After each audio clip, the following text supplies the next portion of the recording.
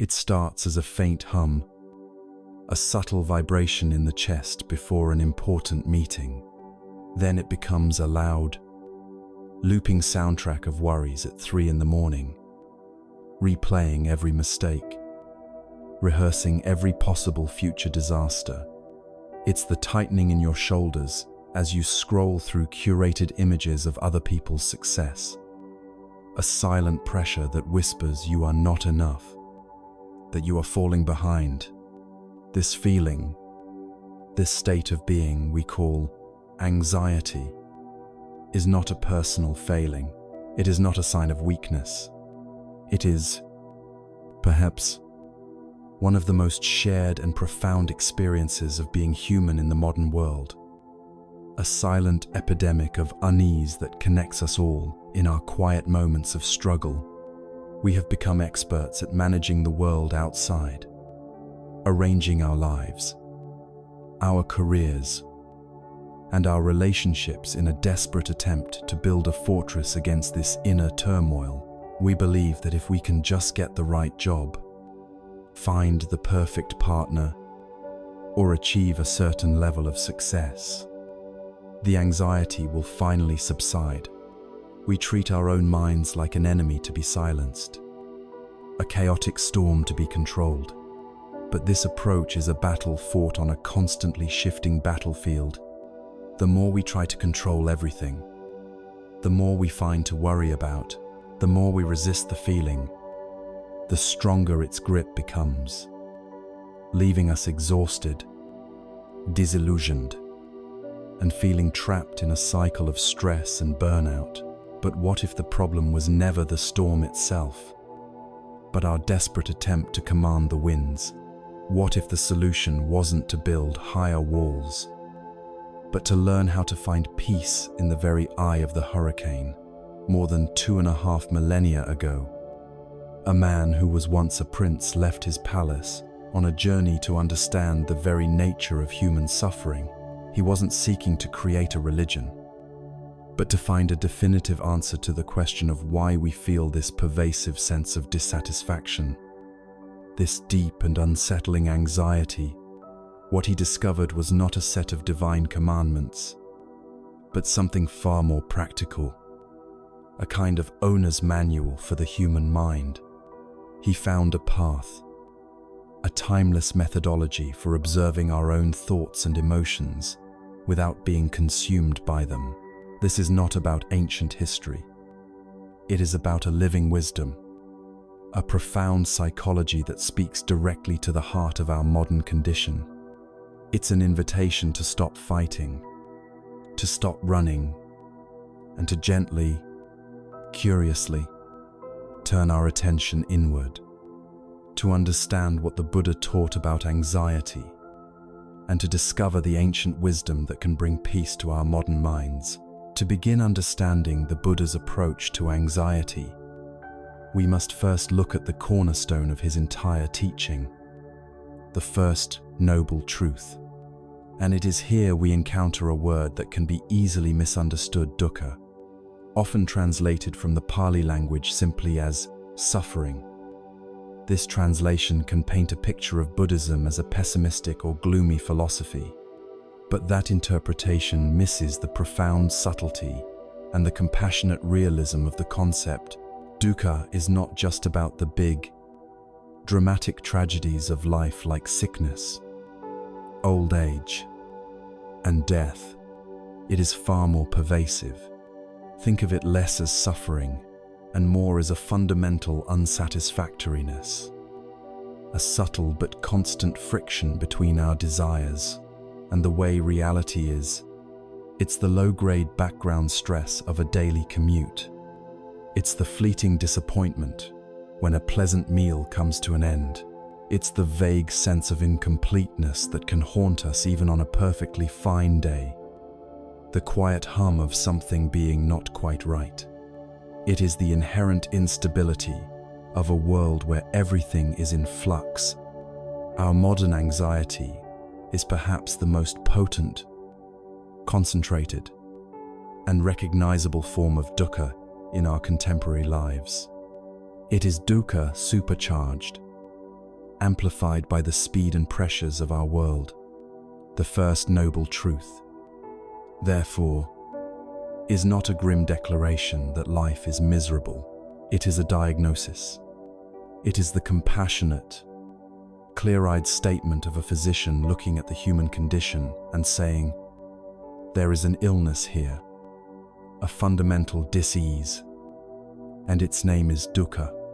By framing anxiety not as a character flaw, an enemy to be vanquished, or a random malfunction of the brain, but as a universal experience of this fundamental unsatisfactoriness, the Buddha performs a radical act of destigmatization.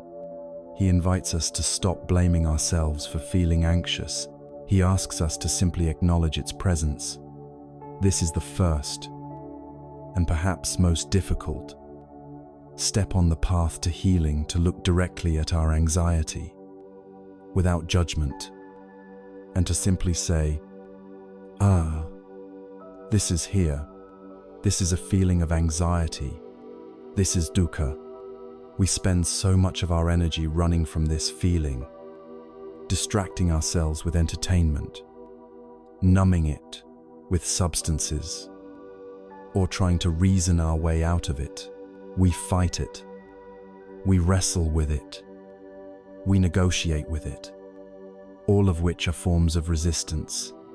And what we resist persists. The simple, revolutionary act of acknowledgement is a form of acceptance. It is not resignation. It is not saying we want this feeling to stay forever. It is simply dropping the rope in the tug of war. We stop fighting with reality. For a moment, we allow the feeling to just be there. And in doing so, we create a space between ourselves and the anxiety. We shift from being consumed by it to being the one who is aware of it. To illustrate this crucial distinction, the Buddha told a simple but powerful story. The parable of the second arrow. Imagine you are walking through a forest and you are suddenly struck by an arrow. The physical pain of that wound is immediate, sharp, and unavoidable. This is the first arrow in life. These first arrows are inevitable. We will all experience loss. We will face criticism. We will get sick. We will be disappointed. We will feel the pain of failure. These are parts of the human experience that we cannot control. The first arrow is the raw, unfiltered pain of life happening. Now, the Buddha says, a foolish person doesn't just suffer the pain of the first arrow. They immediately inflict a second arrow upon themselves. After the initial shock of being wounded, their mind begins to spin a story. Why me? This is terrible. I can't believe this happened. It's unfair. What if the wound gets infected? What if I can't get help? This will ruin everything. I'm so unlucky. I must have done something to deserve this. This cascade of thoughts, the fear, the anger, the self-pity, the catastrophizing, this is the second arrow.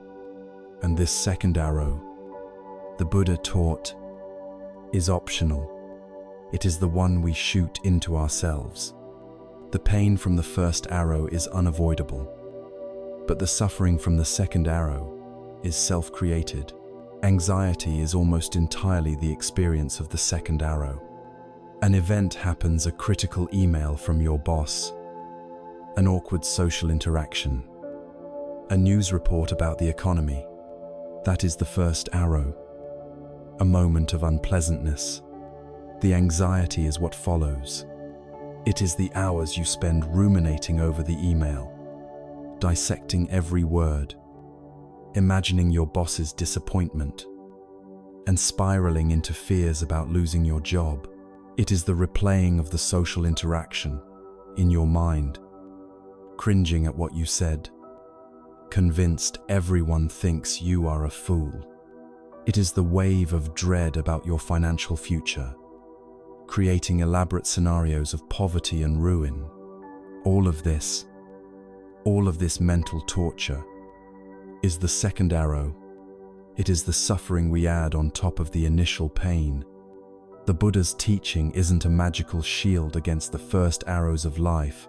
No amount of meditation will prevent your car from breaking down or stop people from saying unkind things. The wisdom of this path lies in learning how not to shoot the second arrow.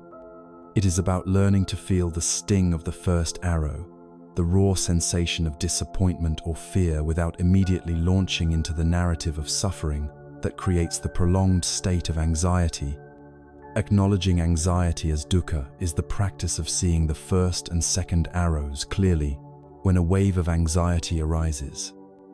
The practice is to first recognize it. This is the feeling of being struck by an arrow. We feel the physical sensations, the tight chest, the churning stomach, the racing heart. We acknowledge the initial mental pain. Then, with gentle mindfulness, we watch for the second arrow. We notice the mind's powerful urge to start telling its stories, to catastrophize, to blame. We see the thoughts arising, this is a disaster, I can't handle this. But instead of believing them, instead of getting caught in their narrative momentum, we see them for what they are: just thoughts. They are mental events, not objective reality. They are the second arrow, held in the bow, ready to be fired. And in that moment of seeing, we have a choice. We can let it fly, or we can gently put it down. This is the beginning of freedom.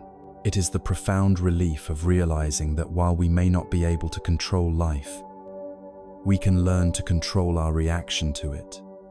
By courageously looking at our anxiety, by calling it dukkha, we have stopped running. We have turned to face the supposed monster, only to find that it is largely a shadow of our own making. We have taken the first, most essential step of any healing journey, a clear and honest diagnosis. Having identified the illness, the next logical question arises. The question that drives any true investigation: where does it come from? What is the origin of this disease? Having taken the courageous first step of acknowledging our anxiety as a form of dukkha, a fundamental human unsatisfactoriness, we move from diagnosis to investigation. Our wise physician, having named the illness, immediately seeks its cause. This brings us to the Buddha's second noble truth, which answers the critical question: where does this deep-seated anxiety come from? The answer is a single, powerful word: tanha. This Pali word is often translated as craving or desire, but its meaning is far more specific and profound. It is not referring to the wholesome desires that motivate us, like the desire to be a kind person, the desire to learn, or the desire for peace. Tanha is a different kind of energy. The literal translation is thirst, and this metaphor is perfect. It is not a gentle wish. It is a compulsive, deep-seated, burning thirst of the mind. It's a grasping, a clinging, a relentless drive that says, my happiness, my safety, my sense of okayness depends on getting something I don't have, or getting rid of something I do have. It is the engine of our restlessness, the inner motor that never allows us to be still. The second noble truth states that this very thirst, this tanha, is the origin of our suffering, the very root of our anxiety. To understand how this thirst operates, the Buddha identified 3 distinct forms it takes in our minds. The first is perhaps the most obvious, the thirst for sense pleasures, known as kama tanha. This is the endless wanting of things that feel good to our six senses: sight, sound, smell, taste, touch, and even the mind itself, which craves pleasant thoughts and ideas. It is the craving for a delicious meal, the latest smartphone, amour luxurious vacation, the validation of a like on social media, or the comfort of an entertaining distraction. On the surface, this seems harmless, but the Buddha saw that the problem lies in the attachment. When our happiness becomes contingent on these fleeting pleasures, we are setting ourselves up for inevitable anxiety. The pleasure of the meal ends, and we are left with a subtle sense of loss. A newer, better phone is released, and ours suddenly feels inadequate. The vacation is over, and we are back to our normal routine, feeling a sense of lack. This thirst creates a mind that is always leaning forward, always seeking the next hit of pleasure, never satisfied with what is present. It's the source of the anxiety that whispers, "Is this all there is? What's next?" It turns life into a frantic search for the next peak experience, leaving us in a valley of dissatisfaction most of the time.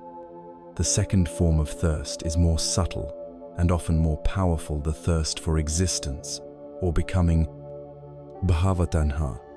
This is not just about wanting pleasant things. It is the deep, primal craving for life to be a certain way, for our own identity to be solid, secure, and permanent. It is the thirst to become someone: a successful executive, a respected artist, a perfect parent, an enlightened person. It's the deep-seated attachment to our reputation, our beliefs, and the stories we tell about ourselves. This thirst fuels our ambition, but it also fuels our deepest anxieties: the anxiety of performance, the fear of public speaking, the obsessive worry about what other people think of us. All of this is driven by bhavatanha. We are desperately trying to protect and promote this fragile construction we call me. We want praise, and we fear criticism because they seem to validate or threaten this very existence. This thirst makes us cling to the status quo when things are good, generating anxiety about potential change or loss. It is the desperate hope that the good moments will last forever, a hope that flies in the face of reality, ensuring we are always on guard against the inevitable flow of life. The third form of thirst is the shadow of the second, the thirst for non-existence. Vibhavatanha. If bhavatanha is the clinging to what is pleasant, vibhavatanha is the violent pushing away of what is unpleasant. It is the desperate wish for painful feelings, difficult situations, or threatening people to simply go away, to not exist. It's the voice in our head that screams, "I can't handle this," or "Get me out of here." This thirst is the direct fuel for a vast amount of our anxiety. Social anxiety is driven by the desire to avoid the unpleasant feeling of being judged. Procrastination is driven by the desire to avoid the discomfort of a challenging task. Our fear of failure is the desire to annihilate the possibility of feeling shame or disappointment. We engage in countless avoidance behaviors, from refusing to have a difficult conversation to endlessly scrolling on our phones to escape our own thoughts, all powered by this deep aversion. We believe that if we can just eliminate everything that is unpleasant, we will find peace. But this is a full-time job in a world filled with unpleasantness, and the effort to constantly monitor, suppress, and escape from our own experience is utterly exhausting. It is the very definition of a life of anxiety. The Buddha offered a striking parable for this entire process. He compared a person caught in the cycle of tanha, to a man in the middle of the ocean, dying of thirst, who begins to drink the salt water for a fleeting moment. The cool liquid might feel like relief, but almost immediately, the salt makes his thirst rage with an intensity far greater than before. So he drinks more, and the thirst becomes even more unbearable. A vicious cycle that can only end in his demise. This is the perfect metaphor for how we deal with the unease of dukkha. We feel a sense of lack or anxiety, and we reach for something to quench it, a new purchase, a word of praise, a moment of distraction. We drink the salt water, and for a moment, it might seem to work, but the underlying thirst is only intensified. Our modern world is a saltwater factory. The entire engine of consumer culture is designed to create tanha. Advertisements don't sell products. They sell the temporary relief from a feeling of lack that they themselves have created. Social media is perhaps the most sophisticated tanha generating machine ever invented. The infinite scroll is a direct appeal to kamatana, the thirst for novel sensory input.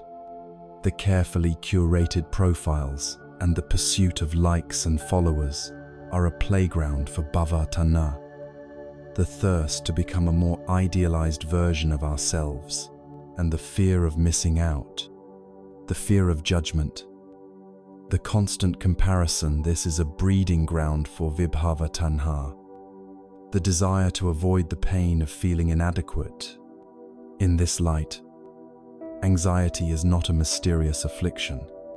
It is the completely logical, predictable outcome of a mind governed by thirst. It is the agitated, frantic energy of a mind that believes its peace is located somewhere in the future, contingent on acquiring something or avoiding something else. It is the static generated by the friction of our constant wanting against the unyielding reality of the world. Peace can never be found here, because the very act of seeking it in this way creates the agitation that shatters it. So we have our diagnosis. The symptom is dukkha, the pervading unsatisfactoriness of life, which we feel most acutely as anxiety, and we have found its origin tanha, the relentless, burning thirst to grasp at the pleasant and push away the unpleasant. But this leads us to an even deeper question. If our anxiety is caused by this desperate clinging and grasping, why do we do it? What is the fundamental delusion about the world that makes us believe that holding on so tightly is a viable strategy for happiness? To answer that, we must look directly at the nature of the very things we are trying to grasp, at the fabric of reality itself. We have now seen that our anxiety is the symptom, the dukkha, and its root cause is a deep, abiding thirst, the tanha. But this begs a deeper question. Why is this thirst for things to be a certain way always doomed to create anxiety? The answer lies in the third great discovery of the Buddha, a truth so fundamental it underpins the entire fabric of our existence. It is the law of anicca, or impermanence. This is not a dark, pessimistic doctrine declaring that nothing matters. It is a simple, observable, and ultimately liberating statement of fact. Everything changes. Nothing is permanent. Everything that comes into being will eventually pass away. A star is born from dust. It burns for billions of years, and it collapses. A mountain is pushed up by tectonic forces and is slowly, grain by grain, worn down by wind and rain. A thought arises in your mind, and a moment later, it is gone. This is not a philosophy to be believed in. It is a law of nature, as real and as constant as gravity. The entire universe is not a collection of static things. but a dynamic, unfolding process. It is a dance of arising and passing away. The core of our anxiety is born from a simple, tragic conflict. Our minds, driven by tanha, desperately try to build permanent homes on the constantly shifting sands of an impermanent world. We try to grasp and hold on to things that, by their very nature, cannot be held. Consider our emotions. When we feel a moment of pure joy or deep peace, our immediate instinct is to cling to it. We think, "This is it. I want to feel this way forever."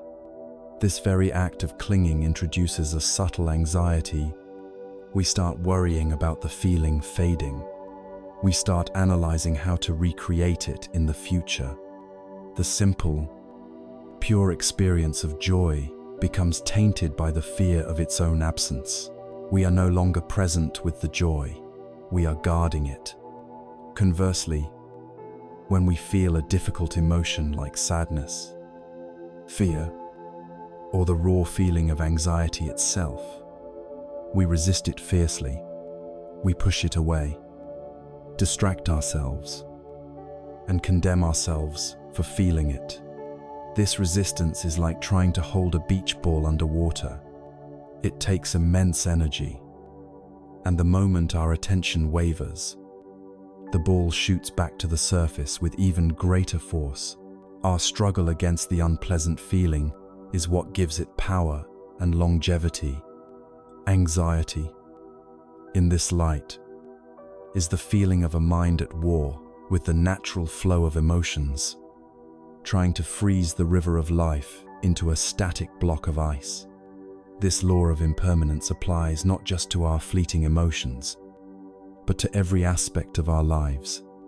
We crave stability in our careers, forgetting that industries change, companies restructure, and our own interests evolve. We build our sense of security on financial assets, forgetting that economies are in constant flux. We desperately cling to our physical health and youth, fighting a losing battle against the natural processes of aging and decay. And most poignantly, we cling to our relationships, wanting our loved ones to remain with us, unchanged, forever. This is not to say we shouldn't value our health, our work, or our relationships. We absolutely should. The problem is not the valuing, it is the clinging.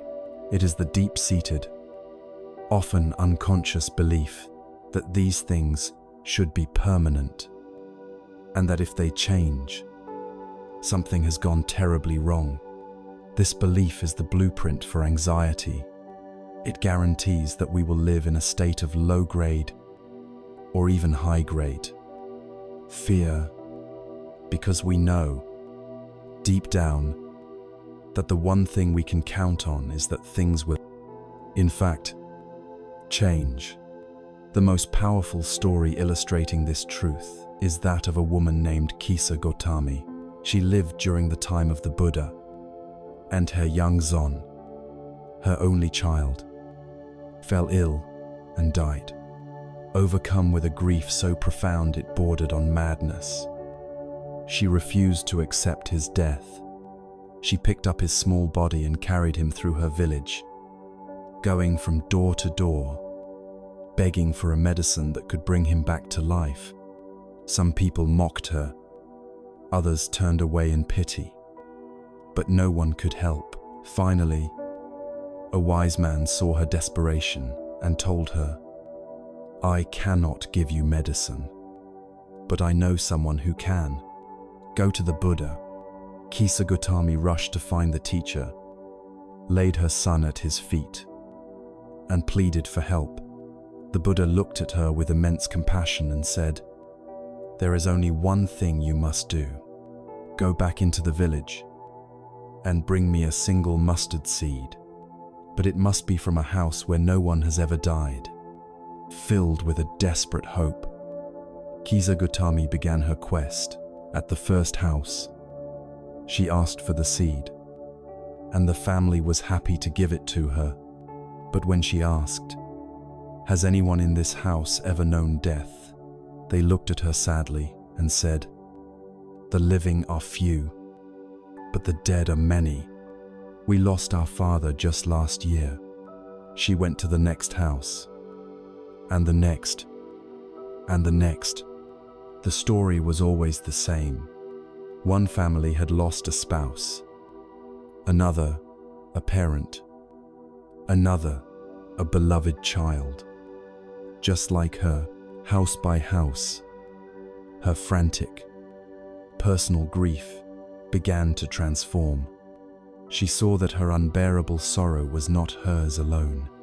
It was the sorrow of all humanity. Every door she knocked on opened to the universal truth of loss and impermanence. Her heart broke open, not just for her son, but for everyone. She realized that the Buddha had not sent her on a quest for a magical seed, but on a journey to discover the nature of reality. She returned to the Buddha, her eyes now clear with a sad but profound wisdom. She understood. She was then able to gently lay her son to rest and begin her own path toward healing and insight. Her story teaches us that accepting impermanence does not eliminate pain, but it transforms it. It frees us from the lonely prison of why me and connects us to the shared, flowing river of life and death that unites us all. In our modern lives, we are taught to be masters of control. We create 5-year plans, optimize our schedules, and track our progress, all in an attempt to tame the wildness of life. But this desperate need for control is the very source of our anxiety. We are trying to nail the future down, but the future, like the past, does not exist outside of our minds. The only reality is this present moment, and this present moment is always flowing. The Buddhist path does not ask us to become passive or to give up on our goals. It asks us to change our relationship with them. It invites us to learn to dance with uncertainty, to hold our plans lightly, and to find our stability not in external conditions, but in our own centered, aware presence. We can practice this directly by simply sitting and observing our breath. We can experience anicca intimately. We notice the breath flowing in, a cool sensation at the tip of the nostrils. There is a pause, and then the breath flows out. A warm sensation. It is a constant rhythm of arising and passing. By watching our thoughts, we can see them appear from nowhere, linger for a moment, and dissolve. By tuning into the sounds around us, we notice that each one has a beginning, a middle, and an end. This is not just a meditation exercise, it is a deep training in reality. We are gently reconditioning our nervous system to be at peace with the fundamental nature of life. We are learning that freedom isn't found in stopping the waves, but in learning how to surf. This recognition of universal impermanence leads to a question that is even more profound, one that cuts to the very heart of our identity. We see that everything we experience is in flux. Our body changes. Our feelings come and go. Our thoughts are a fleeting parade. If all the objects of our experience are impermanent, what about the one who is doing the experiencing? What is this I that feels so solid and continuous? This self that is so anxious about its own future and so attached to its own past? If we are clinging to a world of smoke, is the hand that clings itself made of anything more substantial? This inquiry into the nature of the clinger, the worrier, the self, is the next crucial step on our path to freedom. We have journeyed into the heart of the Buddha's diagnosis. Seeing our anxiety as a form of pervasive unsatisfactoriness, or dukkha, we've uncovered its root in the relentless thirst of tanha, a thirst that is doomed to frustration because it seeks to grasp things in a world defined by anicca, or impermanence. Now, we arrive at the most profound and perhaps most challenging insight of all, one that cuts to the very core of our identity and offers the deepest potential for liberation from anxiety. If everything we experience is in constant flux, our body, our feelings, our thoughts, then who exactly is the one doing the experiencing? Who is this I that feels so anxious? This question leads us to the teaching of anatta, often translated as no self. This is not a nihilistic declaration that you do not exist. You are clearly here, hearing these words, breathing, thinking, feeling. Anatta does not deny our existence. It challenges our definition of it. It suggests that within this psychophysical process we call a person, there is no fixed, independent, unchanging essence that we can point to and call me. The self is not a static noun, but a dynamic verb. It is not a thing, but a process. To make this tangible, the Buddha analyzed the human experience into 5 fundamental components, known as the 5 aggregates or khandhas. He invited us to look for our self in these components, much like a mechanic taking apart an engine to find its essential nature. The first aggregate is form, our physical body. Look at this body. It is constantly changing. Cells are dying and being replaced. It ages. It gets sick. It heals. Is this body the real you? If so, which version? The body you had as a 5-year-old, the one you will have as an 80-year-old. To identify with the body is to identify with a process of constant decay and change, a guaranteed source of anxiety. The second aggregate is feeling. This includes all our raw sensations, categorized as pleasant, unpleasant, or neutral. Feelings arise. They linger for a moment, and they vanish. Is joy you? If so, what happens when it's replaced by sadness? Are you then sadness? To identify with our fleeting feelings is to be a ship tossed on a stormy sea, with no anchor. The third aggregate is perception. This is the mind's faculty for recognizing and labeling. You see a shape and color, and your mind labels it tree. You hear a sound and label it car. These perceptions are conditioned by our past experiences and are not always accurate. Is this labeling process the real you? The fourth aggregate, and a major source of our trouble, is mental formations. This is a vast category that includes all our thoughts, our moods, our opinions, our prejudices, our habits, and our intentions. It is the voice in our head, the constant chatter of the monkey mind. This is where our anxious stories are born and bred. We often think this internal narrator is us, but if we watch our minds for even a few moments, we see that thoughts arise unbidden and disappear just as quickly. Are you really this chaotic stream of mental chatter? The fifth aggregate is consciousness. This is the fundamental capacity of awareness itself, the light of knowing that illuminates the other 4 aggregates. But even consciousness, in the Buddhist view, is not a monolithic, unchanging self. It is a dependent process. Eye consciousness arises because of the eye and a visible object. Ear consciousness arises because of the ear and a sound. It flickers on and off. moment by moment, dependent on conditions. When we investigate these 5 aspects of our being, we are forced to ask the question, where is the I? Where is the permanent owner of these experiences? Where is the CEO sitting in a control room in the brain? Directing the show, the inescapable conclusion is that it cannot be found. The self we cherish and defend so fiercely is eterish.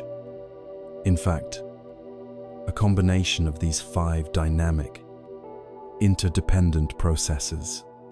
It is a convenient label we apply to this ever-changing flow of experience.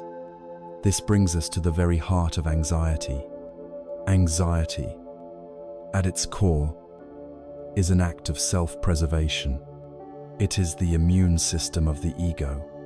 Think about the language of your worries. I might fail. What will they think of me? My future is in jeopardy. I can't handle this. The entire drama of anxiety revolves around this protagonist. This I.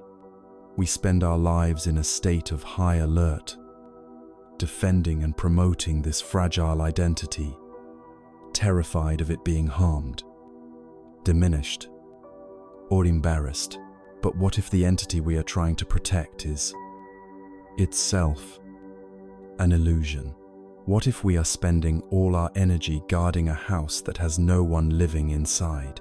When the mind begins to see through this illusion of a solid self, the entire foundation of anxiety starts to dissolve. The energy behind the worry has nowhere to land. A feeling of fear can still arise. A thought of worry can still appear. But it is no longer personalized. It is no longer my anxiety. It becomes just anxiety, an impersonal wave of energy passing through this process of body and mind. It loses its sticky, personal, and terrifying quality. There is a classic story that makes this abstract concept crystal clear. A great king named Milinda, a seeker of wisdom, went to visit a sage named Nagasena. After the initial greetings, Nagasena asked the king, "Your Majesty, how did you arrive here? On foot or by some transport?" The king replied, "I came by chariot." Seizing the opportunity, Nagasena began his inquiry. "You say you came by chariot? Then please, Your Majesty, explain to me what a chariot is. Is the pole the chariot?" "No, venerable sir," the king replied. "Are the wheels the chariot, the axle, the frame, the reins to each question?" The king had to answer no. Nagasena then pressed further. "Is the chariot then something else? Something separate from all of these parts?" The king, perplexed, had to admit, "No, venerable sir." Nagasena then delivered the final, illuminating point. "Then, Your Majesty, chariot is nothing but a name, a designation, a convenient label for this collection of parts. When the wheels, the axle, the pole, and the frame are all assembled in a certain way, we use the term chariot, but there is no intrinsic, independent chariot to be found." He then smiled gently and said, "It is the same with Nagasena. It is but a convenient name for this collection of form, feeling, perception, mental formations, and consciousness. In the ultimate sense, there is no permanent person to be found here. This is not an intellectual concept to be debated or believed in. It is an insight to be cultivated through gentle, honest self-observation. When a powerful wave of anxiety washes over you, instead of being swept away by its story, you can use it as an opportunity for inquiry. You can gently ask yourself, who is feeling this? Who is the I that is so afraid? Look for this I. Can you find it in the tightness of your chest? Can you find it in the racing of your thoughts? Can you pinpoint its location? The goal is not to find an answer, but to experience the unfindability of this self. The more we look for a solid, unchanging self, the more we realize it is a phantom, a ghost we have been defending our entire lives. With this final insight into anatta, the Buddha's diagnosis of our condition is complete. We have journeyed through the Four Noble Truths in their diagnostic aspect. We see that our anxiety is a form of dukkha, a deep unsatisfactoriness. We see it is caused by tanha, a relentless thirst. We see this thirst is futile because of anicca, the universal law of impermanence. And finally, we see that the entire drama is baseless, because the self at the center of the story is an illusion, a process, a concept anatta.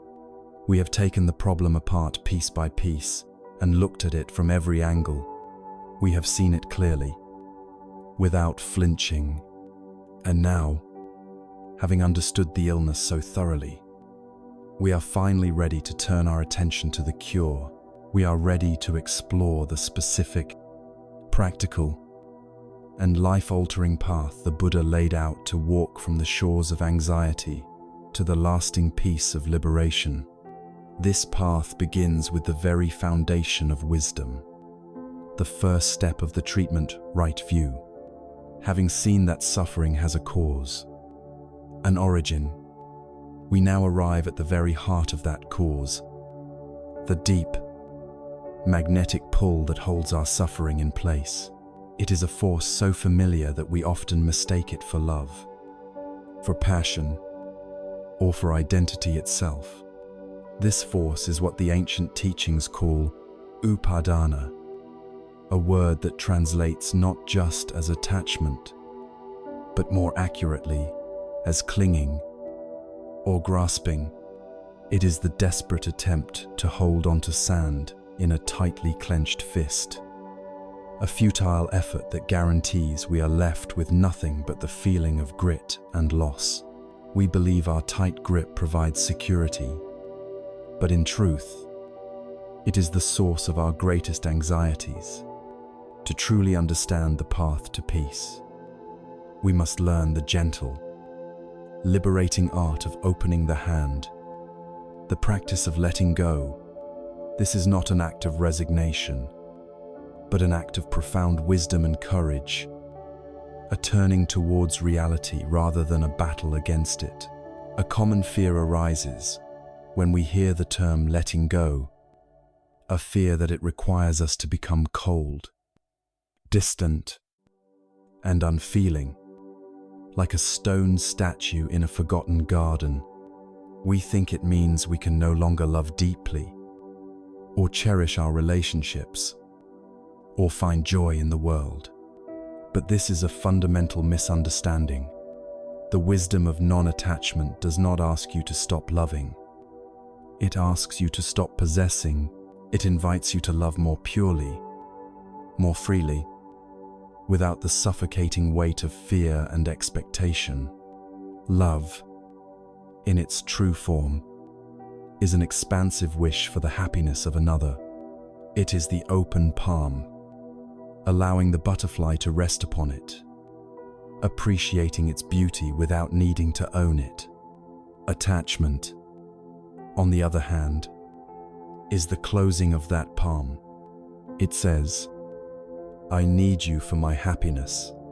It says, do not change, do not leave, for my world will collapse if you do. Love is a gentle warmth, while attachment is a feverish heat that consumes both the holder and the held. The path of wisdom is learning to tell the difference, to nurture the warmth of connection while releasing the fever of clinging. It is in this subtle distinction that freedom is born, the freedom to engage with life fully, to love with our entire being, knowing that the nature of all things is to flow, to change, and to pass. There is no story that illustrates this truth more powerfully than that of a woman named Kisa Gotami. She was a young mother in the time of the Buddha, and her entire world, her entire sense of self, was wrapped up in the life of her infant son. Her joy was boundless, her love fierce. But one day, tragedy struck, as it so often does. Without warning or reason, her son fell ill and died. The pain that tore through Kisa Gotami was unbearable. A storm that extinguished the sun. In her grief, her mind refused to accept the truth. She clutched the small, still body to her chest and wandered through her village, moving from door to door, desperately begging for medicine that could bring her son back to life. Her neighbors looked upon her with a mixture of pity and fear, for they saw a woman lost to madness, clinging to a reality that was no more. One compassionate villager, seeing the depth of her suffering, suggested she seek out the Buddha, a man of great wisdom who might have the cure she sought. Filled with a sliver of frantic hope, Kisa Gotami rushed to the place where the Buddha was teaching. She fell at his feet, laid the body of her son before him, and explained her quest. The Buddha looked at her not with judgment, but with an ocean of compassion. He did not tell her that her son was gone forever. Instead, he met her where she was. He said to her, "I can help you, but first, you must do something for me. You must bring me a single mustard seed from a house in the village where no one has ever died." Hope surged through her. A mustard seed was such a simple thing. Surely this would be easy. She began her journey immediately, going to the first house she saw. "I need a mustard seed for the Buddha," she said. "He is going to make a medicine for my son." The woman of the house was happy to help. "Of course, I have plenty of mustard seeds," she said, turning to get them. As she did, Kisa Gotami remembered the Buddha's condition. "Wait," she asked. "Has anyone in this house ever died? A parent? A child? A spouse?" The woman's face softened with sadness. "Oh, my dear," she replied, "do not remind me of my deepest sorrow. The living are few, but the dead are many." Kisa Gotami, unable to take the seed, moved to the next house, and the next, and the next. At every door, the story was the same. People were kind. They had seeds to offer. But every single family had known the profound pain of loss.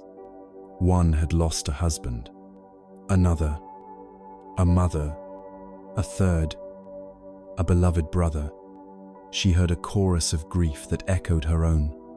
As the day wore on and the sun began to set, a profound transformation occurred within Kisa Gotami. The frantic, desperate energy of her personal grief began to dissolve. She was not alone in her pain. Her sorrow was not a unique curse, but a universal condition of being human, of loving and losing. The walls of her isolated suffering crumbled, replaced by a vast, silent understanding of impermanence. She finally saw that death was not an intruder, but a natural part of life's fabric. With this realization, the fever of her clinging broke. She gently carried her son's body to the charnel ground, let him go, and returned to the Buddha, her mind clear and calm. "Did you bring the mustard seed?" he asked gently. "No, Lord," she replied. "The people of the village have told me The living are few, but the dead are many. She had found the medicine, not for her son, but for herself. It was the medicine of acceptance, the wisdom that comes from letting go of our resistance to the way things are. Kisa Gautami's journey reveals the chains of attachment that bind us all. The ancient teachings identify 4 primary forms of clinging. The first is clinging to sense pleasures, the endless chase for pleasant sights, sounds, smells, tastes, and feelings. We believe the next delicious meal, the next beautiful object, the next moment of comfort will bring us lasting happiness. But it is like trying to quench a deep thirst by drinking salt water. The pleasure is fleeting, and it only increases our craving. The second is clinging to views and opinions. This is our attachment to our beliefs, our ideologies, our sense of being right. We argue, we create division, we go to war, all because we cling to our mental constructs as if they were ultimate reality, forgetting that they are merely maps, not the territory itself. The third is clinging to rites and rituals, the mistaken belief that performing certain actions or following specific rules without an accompanying inner transformation will automatically lead to liberation. This is mistaking the finger pointing at the moon for the moon itself. The practice is a tool, not the destination. But the fourth and most profound chain is the clinging to a doctrine of a self. This is the deep, instinctual belief in a solid, separate, permanent I that is the owner of our body, our feelings, our thoughts, and our experiences. This is the me that feels proud, the I that feels wounded. It was this self that Kisa Gautami identified with so strongly. I am the mother of this child. When the child was gone, her very identity, her sense of self, was shattered. Her healing began when she saw beyond her personal story into a universal truth. The entire path of letting go is ultimately about loosening the grip on this illusory self. It is the gradual realization that we are not a fixed noun, but a fluid verb. We are not a static thing, but a dynamic process, interconnected with all of life. Therefore, the art of letting go is not about forcing ourselves to feel less. It is about seeing more clearly. It is the practice of watching our desires, our joys, and our sorrows arise and pass away without clinging to them, without demanding they stay forever. It is holding all of life with an open, tender, and courageous heart. It is a skill that we can cultivate moment by moment, breath by breath.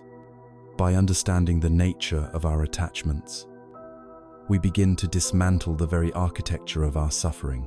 Having now seen how our fierce clinging to permanence is the root of our pain, we must turn our gaze directly toward the great, undeniable law that our attachment resists so furiously. We must now look into the face of the river of no return, the universal truth that governs every star and every cell, the profound and liberating reality of impermanence.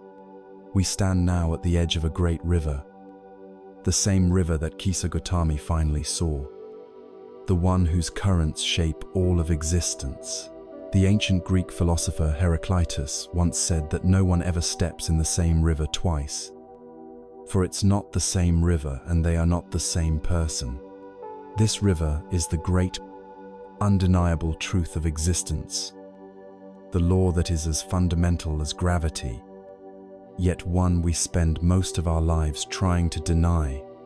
This is the law of anicca, the law of impermanence, We hear this word and we often feel a sense of melancholy, a whisper of nihilism, as if it is a philosophy of loss. But this is a profound misunderstanding. To truly grasp the meaning of impermanence is not to become sad, but to become free.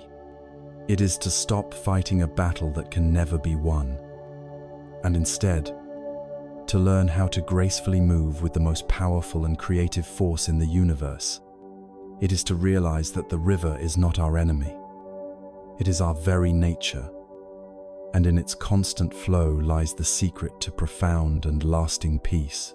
The truth of impermanence is not a distant, abstract concept. It is the most intimate reality of your life, happening right now. Let's begin with the very breath you are taking.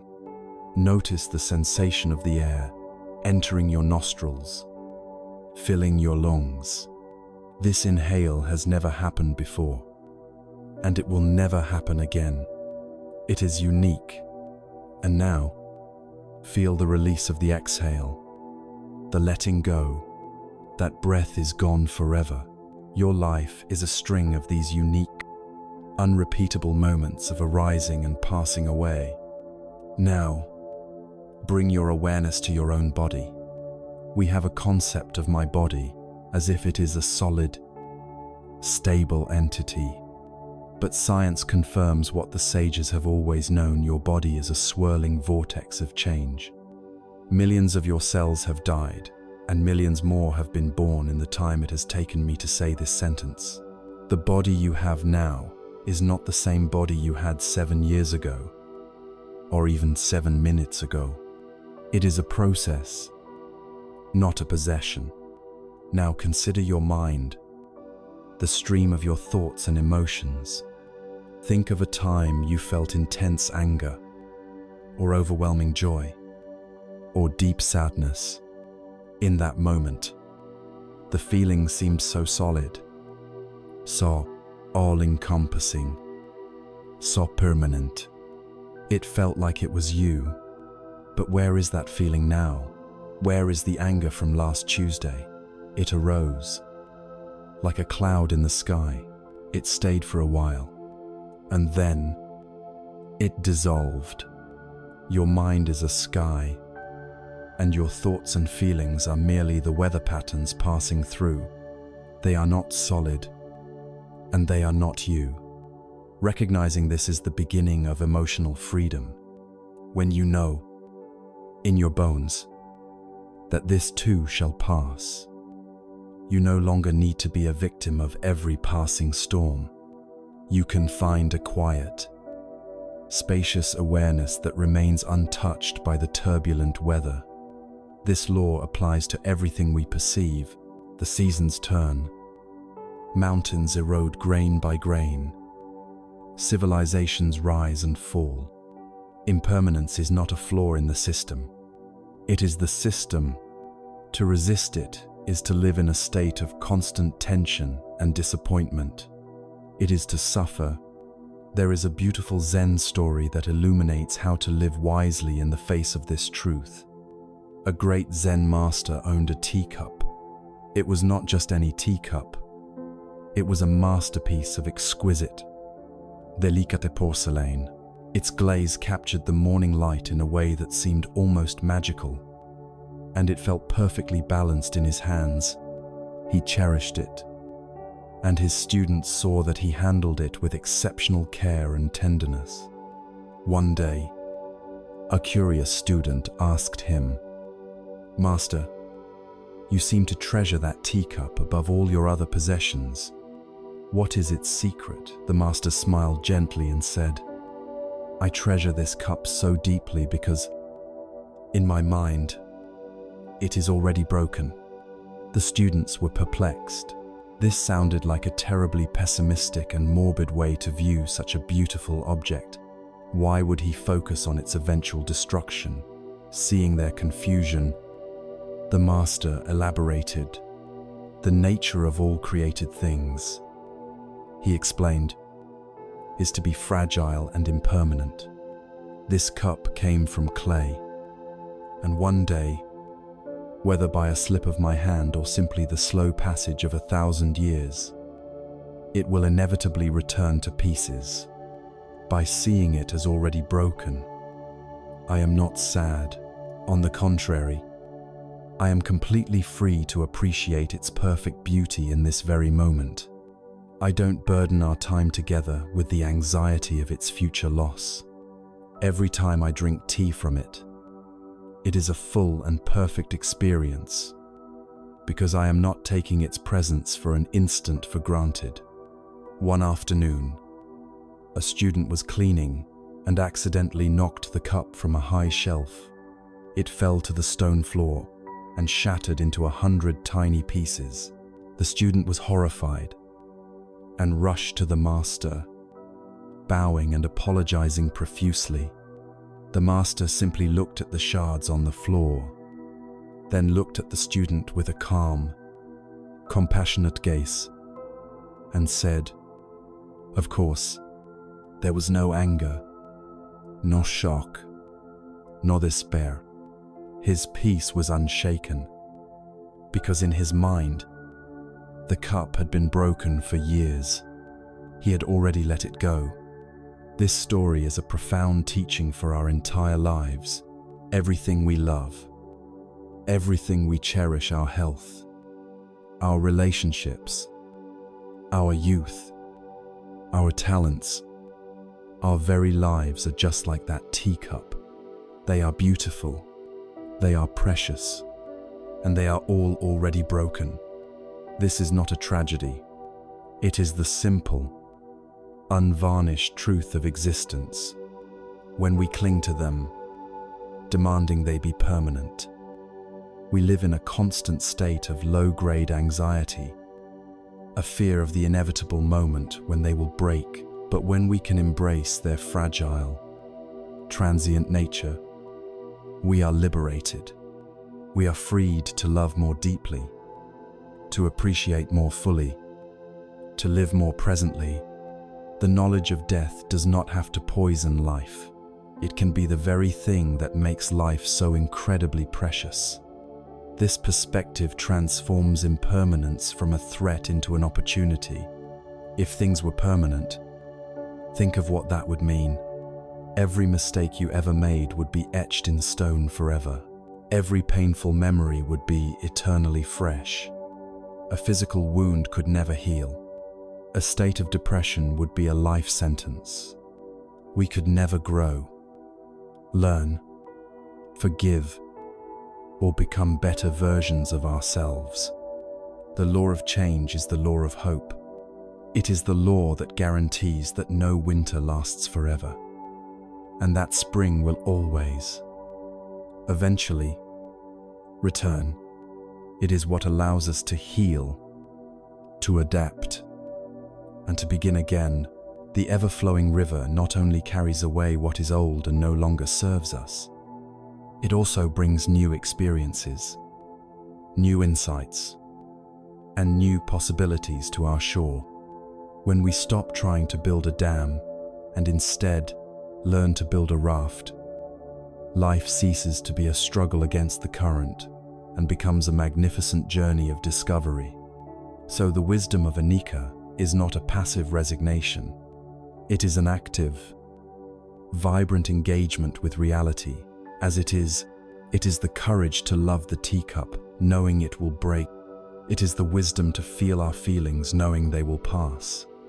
It is the grace to dance with the flow of life rather than stand rigidly against it. By observing impermanence in the small things, the breath, the passing thought, the melting ice cube, we train our minds to accept it in the big things. We loosen the grip of attachment, the root of our suffering, and find a profound peace not in spite of life's changes, but because of them. We have now seen that everything we perceive, from the world around us to the thoughts within us, is a transient, flowing process. This inevitably leads us to the most profound and challenging inquiry of all. If everything we experience is in constant flux, what about the experiencer? What about the one who feels Who thinks? Who perceives if the river is constantly changing? What can we say about the one who claims to be standing in it? Our investigation must now turn courageously inward to explore the most subtle, most intimate, and most powerful illusion of all, the illusion of a solid, separate, and unchanging self.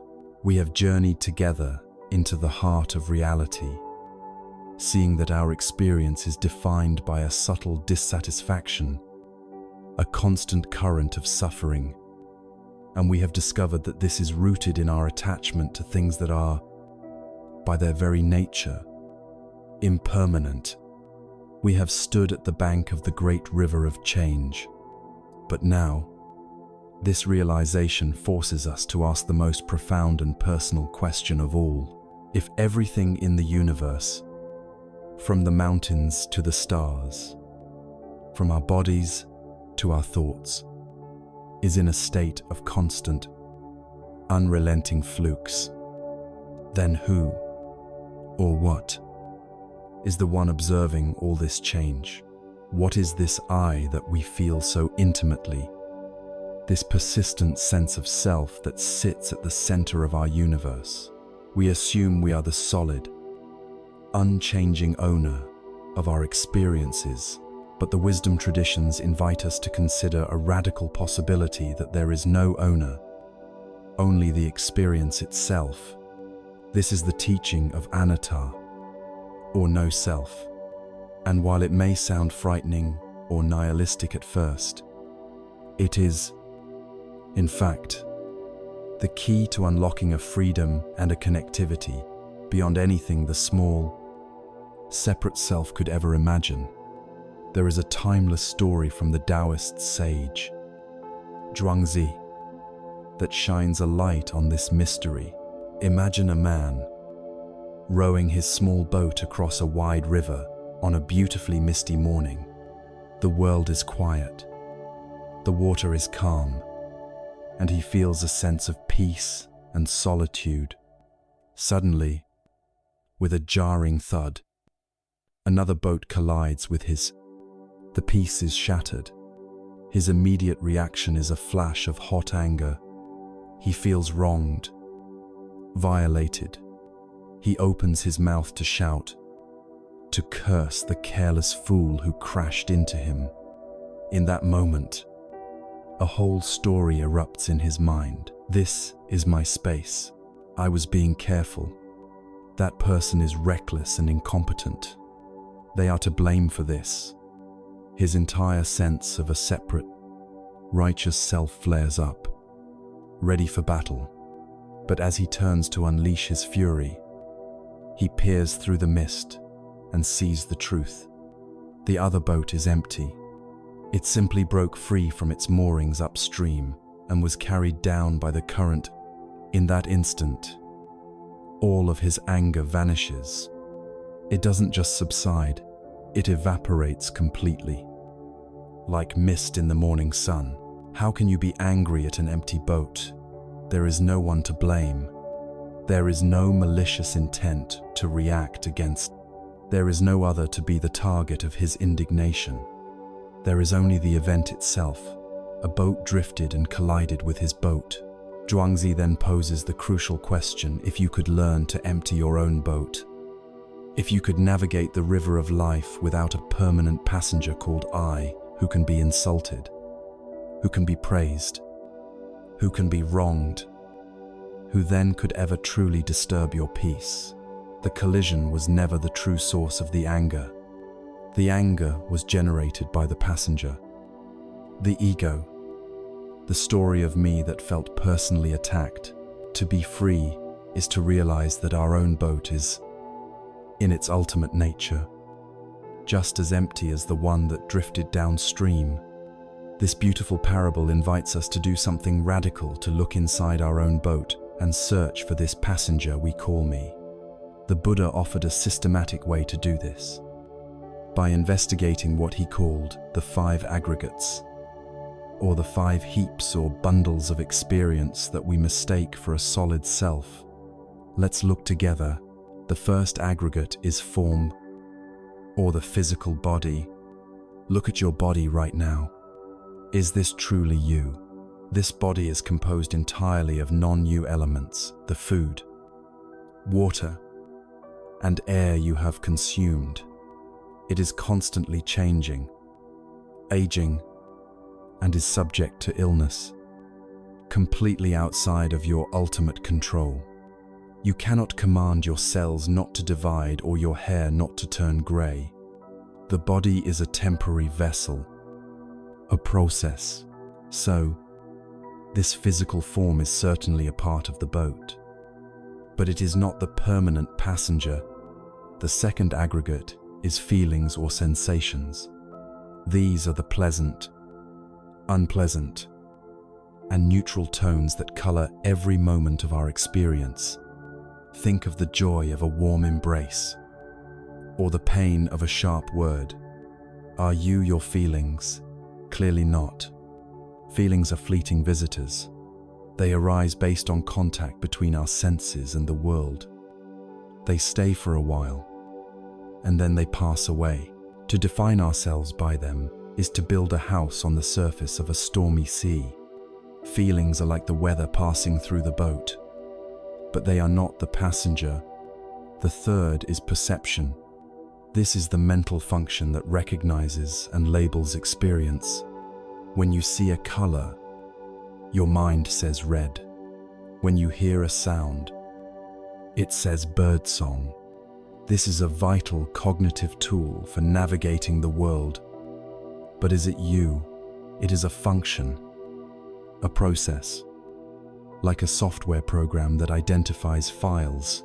It's an activity that happens within the boat, but it is not the passenger. The fourth aggregate is mental formations. This is a broad category that includes our thoughts, habits, biases, opinions, intentions, and all our psychological patterns. This bundle often feels most like us. These are our hopes, our fears, our dreams, our prejudices. But where do they come from? They are conditioned.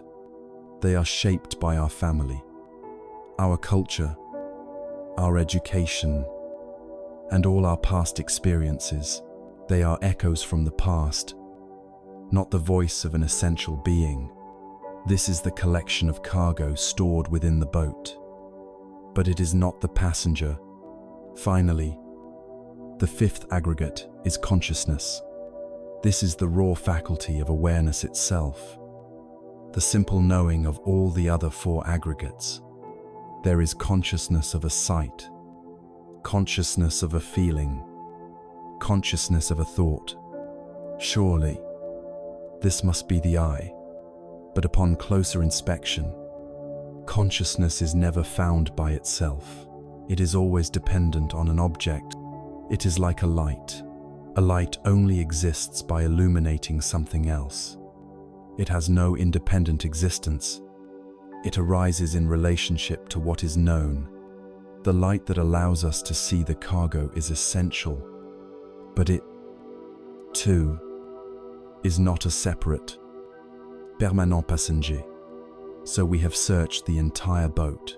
We have examined its physical structure, the weather passing through it, the labels applied to the world outside, the cargo stored within it, and even the light that illuminates it all.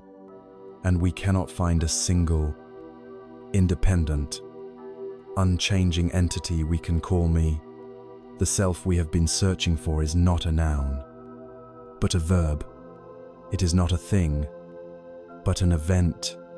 It is the temporary, interdependent, coming together of these five flowing processes. The self is a story, a useful fiction our mind constructs to create a sense of continuity. The problem isn't the story itself. The problem is when we mistake the story for reality, when we believe so deeply in the main character that we suffer for its sake. This character feels pride, so it fears humiliation. It feels ownership, so it lives in dread of loss. It feels separate, so it is haunted by loneliness. To see through this illusion, to realize the inherent emptiness of the boat, is the ultimate liberation. Emptiness here does not mean nothingness. The boat still floats. The river still flows. Life continues, but it moves with an impossible lightness. It can no longer be truly offended. It can no longer be crushed by the weight of its own self-importance. The winds of praise and blame can blow us right, but there is no one inside to be knocked off balance. This is not a denial of our humanity, but an awakening to our true nature as a dynamic, flowing, and interconnected process, intimately woven into the fabric of the universe itself. When the hard, artificial boundary between self and other begins to dissolve, what arises in its place is not a void, but a profound and authentic compassion. We begin to see that your suffering is not separate from my suffering. We see ourselves in the struggles and joys of others, in the life of the trees, in the flow of the river. We have now explored the three great truths of existence according to this wisdom path: the reality of suffering, the law of impermanence, and the illusion of a separate self. This naturally brings us to a critical question. If there is no permanent self, no passenger in the boat, then who is it that experiences the results of actions? If I perform a kind act, who receives the benefit? If I cause harm, who bears the consequence?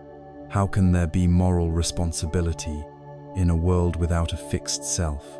To answer this vital question, we must now turn our attention to one of the most widely known, yet deeply misunderstood, laws of the cosmos: the subtle, impersonal, and profoundly empowering law of cause and effect. The intricate process known as karma. Having explored the profound and liberating truth of no self, of the empty boat, we arrive at a critical and logical crossroads. If there is no permanent, unchanging passenger, no solid I to be found within the shifting aggregates of our experience, then a vital question arises, one that has been pondered by seekers for millennia. Who, then, is responsible? If there is no single entity that persists from one moment to the next, how can we speak of cause and effect in our lives? Who is it that plants a seed, and who is it that tastes its fruit? This question leads us directly to one of the most widely recognized, yet perhaps most deeply misunderstood, principles in all of Eastern philosophy. It is a law as impersonal and reliable as the law of gravity, a force that shapes our inner and outer worlds with unerring precision. This is the law of karma, and to understand it correctly is not to be burdened by a sense of fate, but to be empowered with the keys to our own liberation. For many in the West, the word karma has been simplified, often trivialized, into a kind of cosmic bookkeeping, a system of divine rewards and punishments. We imagine a celestial judge with a ledger, doling out good fortune for good deeds and misfortune for bad ones. This is a profound misunderstanding. The ancient teaching on karma is not about an external judge. It is about an internal, inescapable truth of nature. The word itself, from the Sanskrit root kri, simply means action or to do, but its true significance lies not in the external action itself, but in the internal impulse that gives it birth. The Buddha stated it with perfect clarity. It is intention. I tell you, that is karma. Having intended, one acts through body, speech, and mind. Here lies the entire secret. Karma is not what happens to you. It is what you do. And the most fundamental doing is the act of intention. It is the quality of the mind, the motive behind the deed, that plants the seed. Let us use the simple and powerful metaphor of a farmer. Every intentional thought, word, or deed is like planting a seed, an intention rooted in generosity, kindness, and clarity is like planting a healthy, vital seed, one that has the potential to grow into a strong plant that bears sweet fruit. An intention rooted in greed, hatred, and confusion is like planting a poisoned or blighted seed, one that can only produce a thorny, bitter plant, bringing suffering to the one who plants it and to those around them. Now, the farmer plants the seed, but he does not control the weather. He does not command the sun to shine or the rain to fall. The conditions of the world are complex and multifaceted. This is why a good seed may take a long time to sprout, or why a blighted seed may lie dormant for years before it takes root. The results of our actions, the fruits of our karma, are not always immediate or obvious. A kind word spoken today may not bring a reward tomorrow, but it has been planted. The energetic signature of that intention has been impressed upon the flow of consciousness, and when the conditions are right, it will inevitably bear its corresponding fruit. This brings us back to our central paradox. If there is no continuous self, how does the fruit of an action return to the stream of consciousness that planted it? The classic analogy used to explain this is that of a flame. Imagine lighting one candle from the flame of another. The flame on the second candle is neither the same as the flame on the first, nor is it completely different. It is a new flame, yet its existence is entirely dependent on and a direct continuation of the first flame. There is no flame self that has jumped from one wick to the other. There is only a continuous, unbroken process of cause and effect. The second flame is the direct karmic result of the first. In the same way, the stream of consciousness that performs an action in this moment is the cause that conditions a future moment of consciousness. The one who experiences the result is not the same person who performed the act, but is not a different person either. They are a continuation of that same causal stream. Just as the flame on the second candle is a direct continuation of the first, there is continuity, but there is no identity. To understand this is to be liberated from two great errors. The first error is nihilism, the belief that there are no consequences for our actions. The law of karma shows us that this is impossible. Every intention, no matter how small, sends a ripple through the universe. The second error is eternalism, the belief in a permanent, unchanging soul that is punished or rewarded. The law of no self shows us that there is no such fixed entity to be found. The truth lies in a middle way, a dynamic, flowing process of causal continuity. The person you are today is the karmic result of the person you were yesterday, and the person you will be tomorrow is being shaped by the intentions you are cultivating in this very moment. This shifts everything. The focus is no longer on a future reward or punishment, but on the intrinsic quality of this present moment. The most important question is not, what will I get for this, but rather, what am I creating with this? Am I creating a state of mind that is clear, open, and compassionate, or one that is agitated, contracted, and fearful? Am I planting seeds of freedom or seeds of bondage? This is the true meaning of being responsible for your life.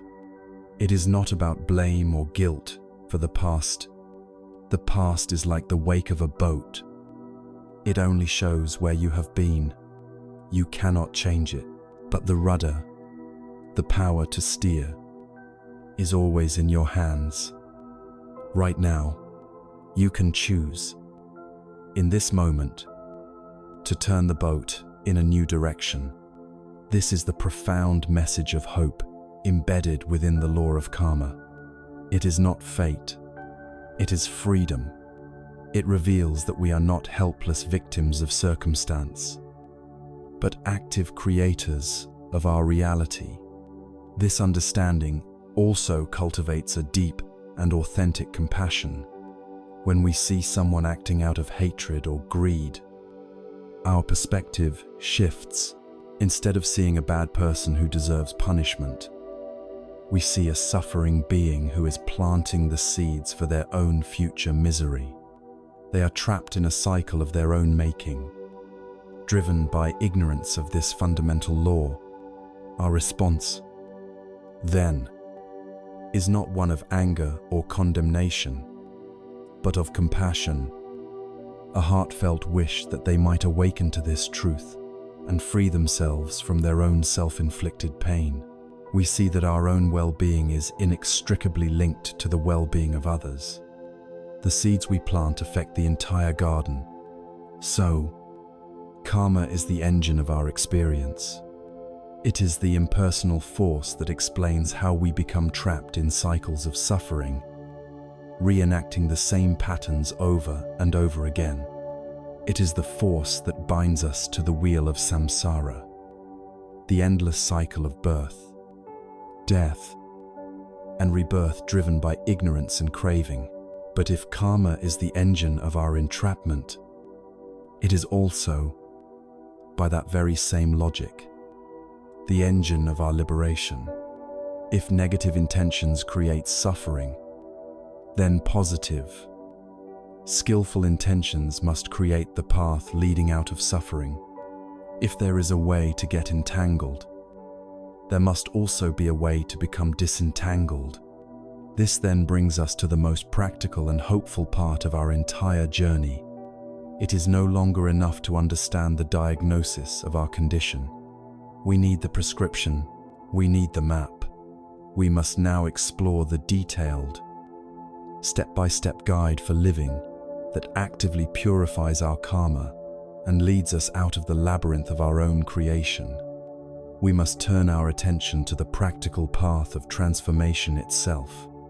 We have journeyed through the landscape of our own minds, courageously facing the reality of our shared human condition. We have seen that the subtle, pervasive feeling of suffering, of dukkha, is not a random affliction, but has a clear and identifiable cause: our deep-seated craving and clinging, our resistance to the natural flow of life. We have looked into the nature of that flow and discovered the universal laws of impermanence, anicca, and the lack of a solid, separate self, anatta. We saw how the impersonal, unerring law of karma, driven by our intentions, is the engine that keeps us bound to a cycle of cause and effect, often trapping us in patterns of our own creation. We have, in essence, received a profound and thorough diagnosis, but a diagnosis without a cure offers no hope. It is merely an elegant description of a prison cell. The true genius and compassion of this ancient wisdom path is that it does not stop at the diagnosis. It presents, with equal clarity, the prescription. It offers the key. It reveals that there is a way out. This is the fourth and final of the noble truths, the truth of the path that leads to the end of suffering. This path is not a set of beliefs to be blindly accepted, nor is it a magical formula that promises instant relief. It is a practical, pragmatic, and systematic guide to living. It is a path of training, a way of cultivating new habits of mind, speech, and action that actively dismantle the causes of suffering and cultivate the causes of peace, clarity, and liberation.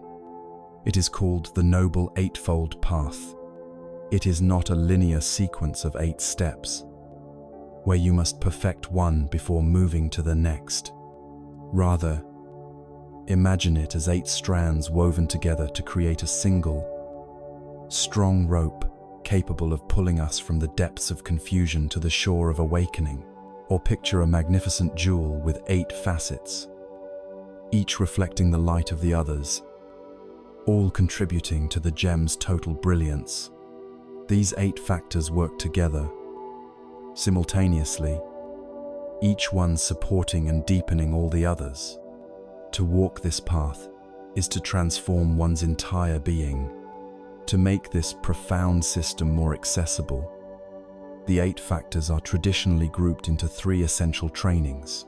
These are the 3 pillars upon which a life of freedom is built: ethical conduct, sila; mental discipline, samadhi; and wisdom, panya.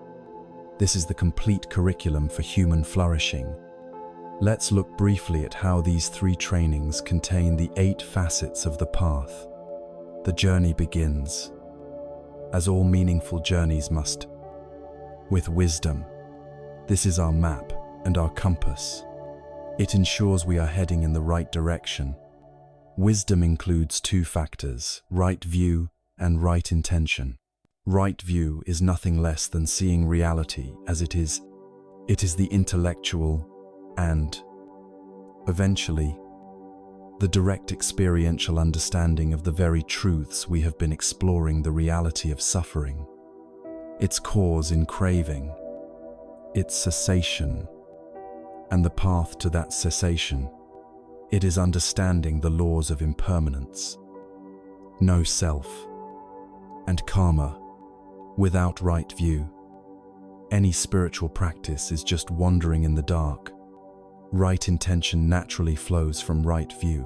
When we see clearly the suffering caused by greed, hatred, and delusion, our deepest aspiration becomes to move in the opposite direction.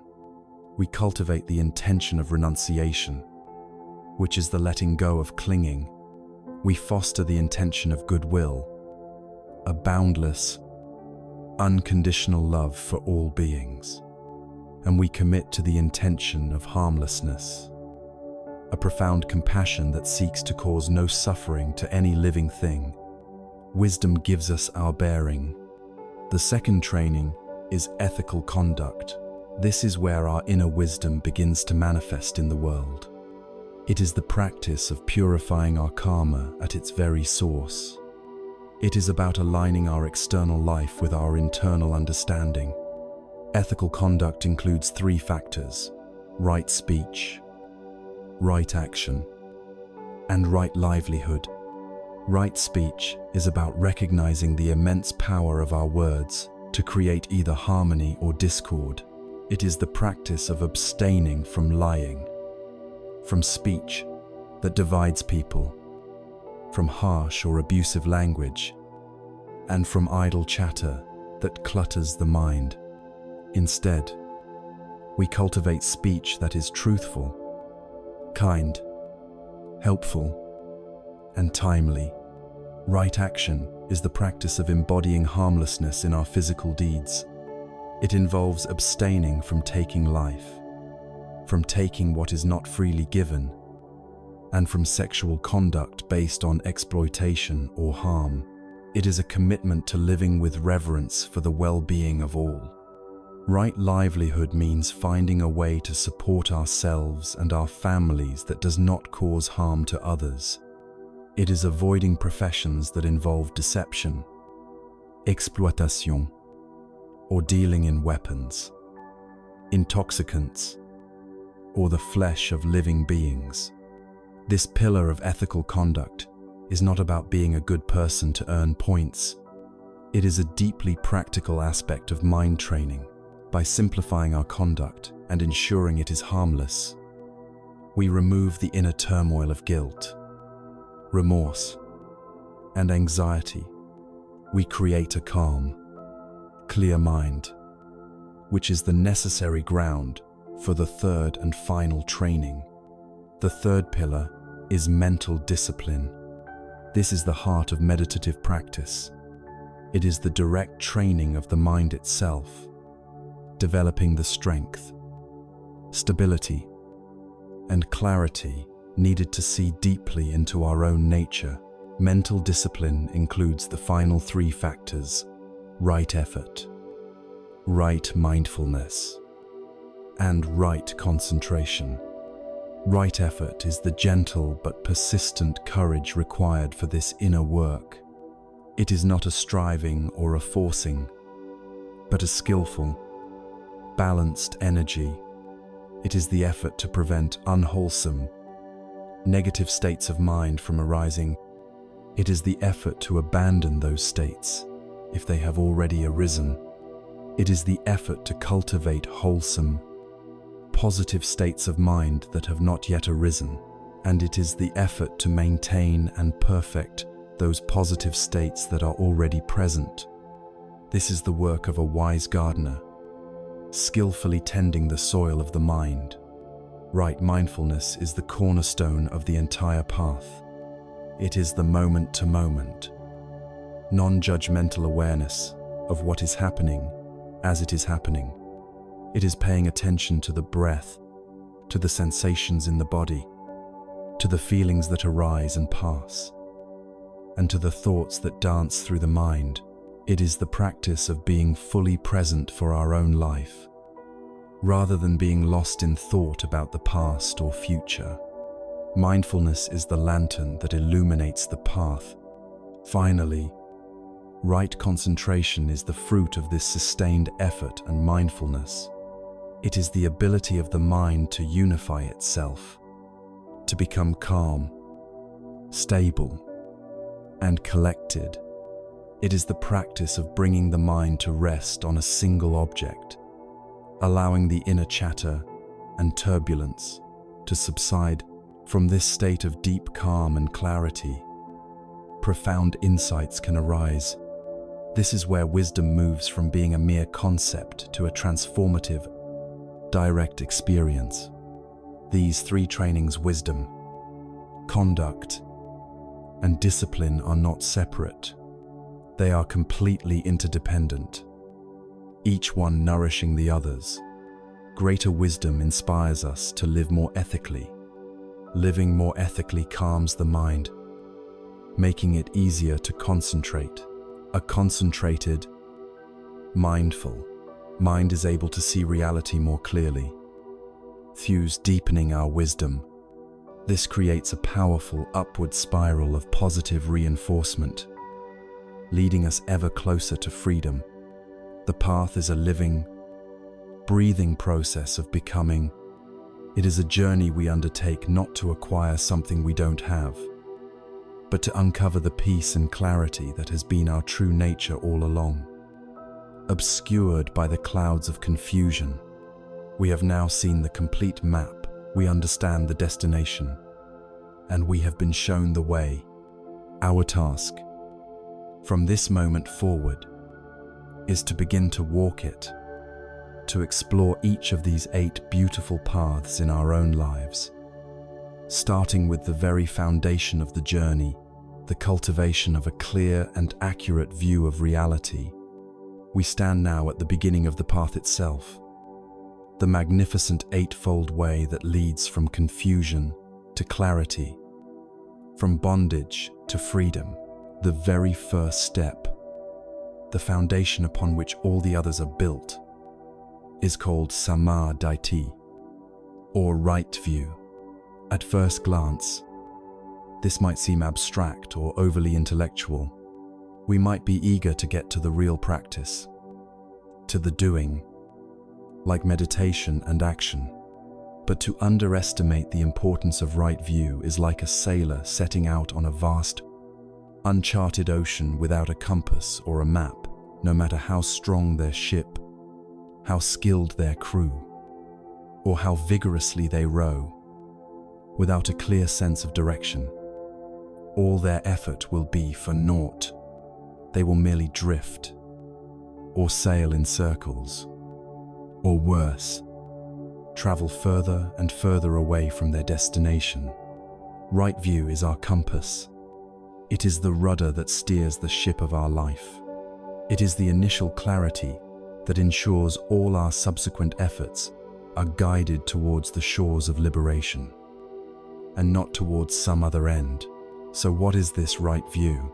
It is not a dogma to be accepted on blind faith.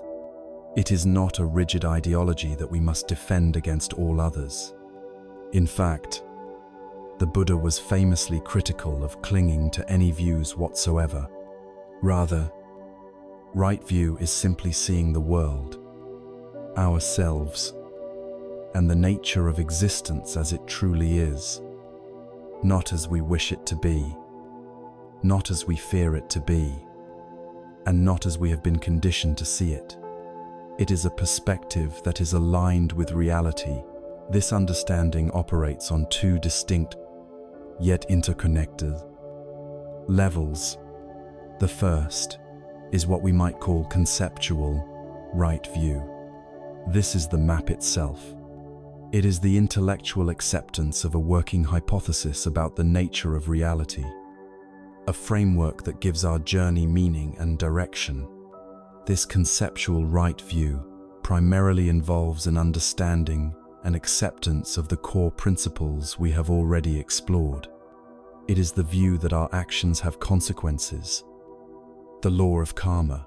It's the understanding that wholesome intentions rooted in generosity, kindness, and clarity lead to happiness and peace, while unwholesome intentions rooted in greed, hatred, and confusion lead to suffering. This view provides a moral compass that guides our choices, even before we have deep meditative insight. It also includes a grasp of the Four Noble Truths, the acknowledgement that there is suffering in life, that this suffering has a cause in our clinging, that there can be an end to this suffering, and that the Eightfold Path is the way to that end. Adopting this view is like a patient trusting the diagnosis and prescription of a skilled physician.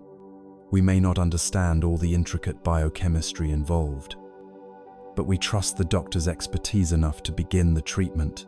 This initial trust, this working hypothesis, is the foundation of the entire path. It gives us the courage to take the first steps. But a map, no matter how accurate, is not the territory itself. Reading a book about honey will never allow you to taste its sweetness. This is where the second level, the far more profound level, comes in. This is experiential right view. This is the wisdom that arises not from reading or thinking, but from direct, personal insight cultivated through the practice of meditation. This is moving from believing the map to actually seeing the landmarks for yourself. Through the practice of mindfulness and concentration, the pillars of mental discipline, we begin to observe the workings of our own body and mind with unprecedented clarity. We stop just believing in impermanence. We see it directly as thoughts, feelings, and sensations arise and pass away in every moment. We stop just accepting the idea of no self. We experience firsthand that there is no solid, unchanging I at the center of our experience, only a flowing process. We witness karma in action as we see how a thought of anger immediately poisons the mind, and a thought of kindness immediately brings a sense of ease. There is a classic story that beautifully illustrates this difference. Imagine a man who was born blind. He has never seen color. His well-meaning friends try to describe to him the color blue. One friend says, "Blue is smooth and cool, like a polished stone." So the blind man touches a smooth, cool stone and thinks to himself, "Ah, so this is blue." Another friend says, "No, blue is not a feeling.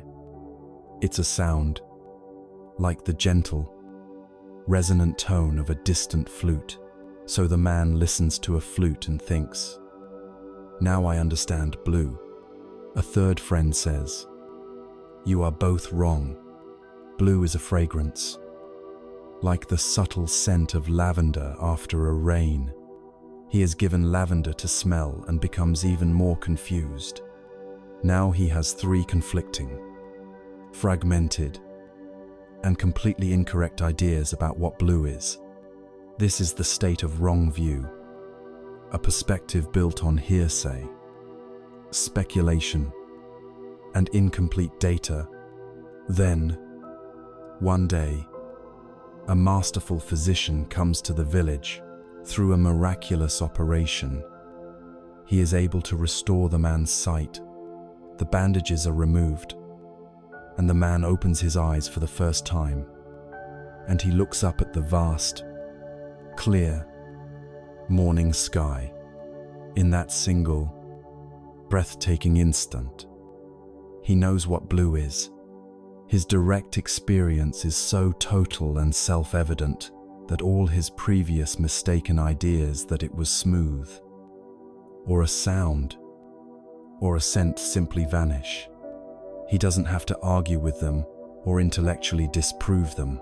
They become utterly irrelevant in the face of the truth he is seeing with his own eyes. This is experiential right view. It is the moment we taste the honey. It is the moment the lantern of mindfulness becomes bright enough for us to see the true nature of our own minds.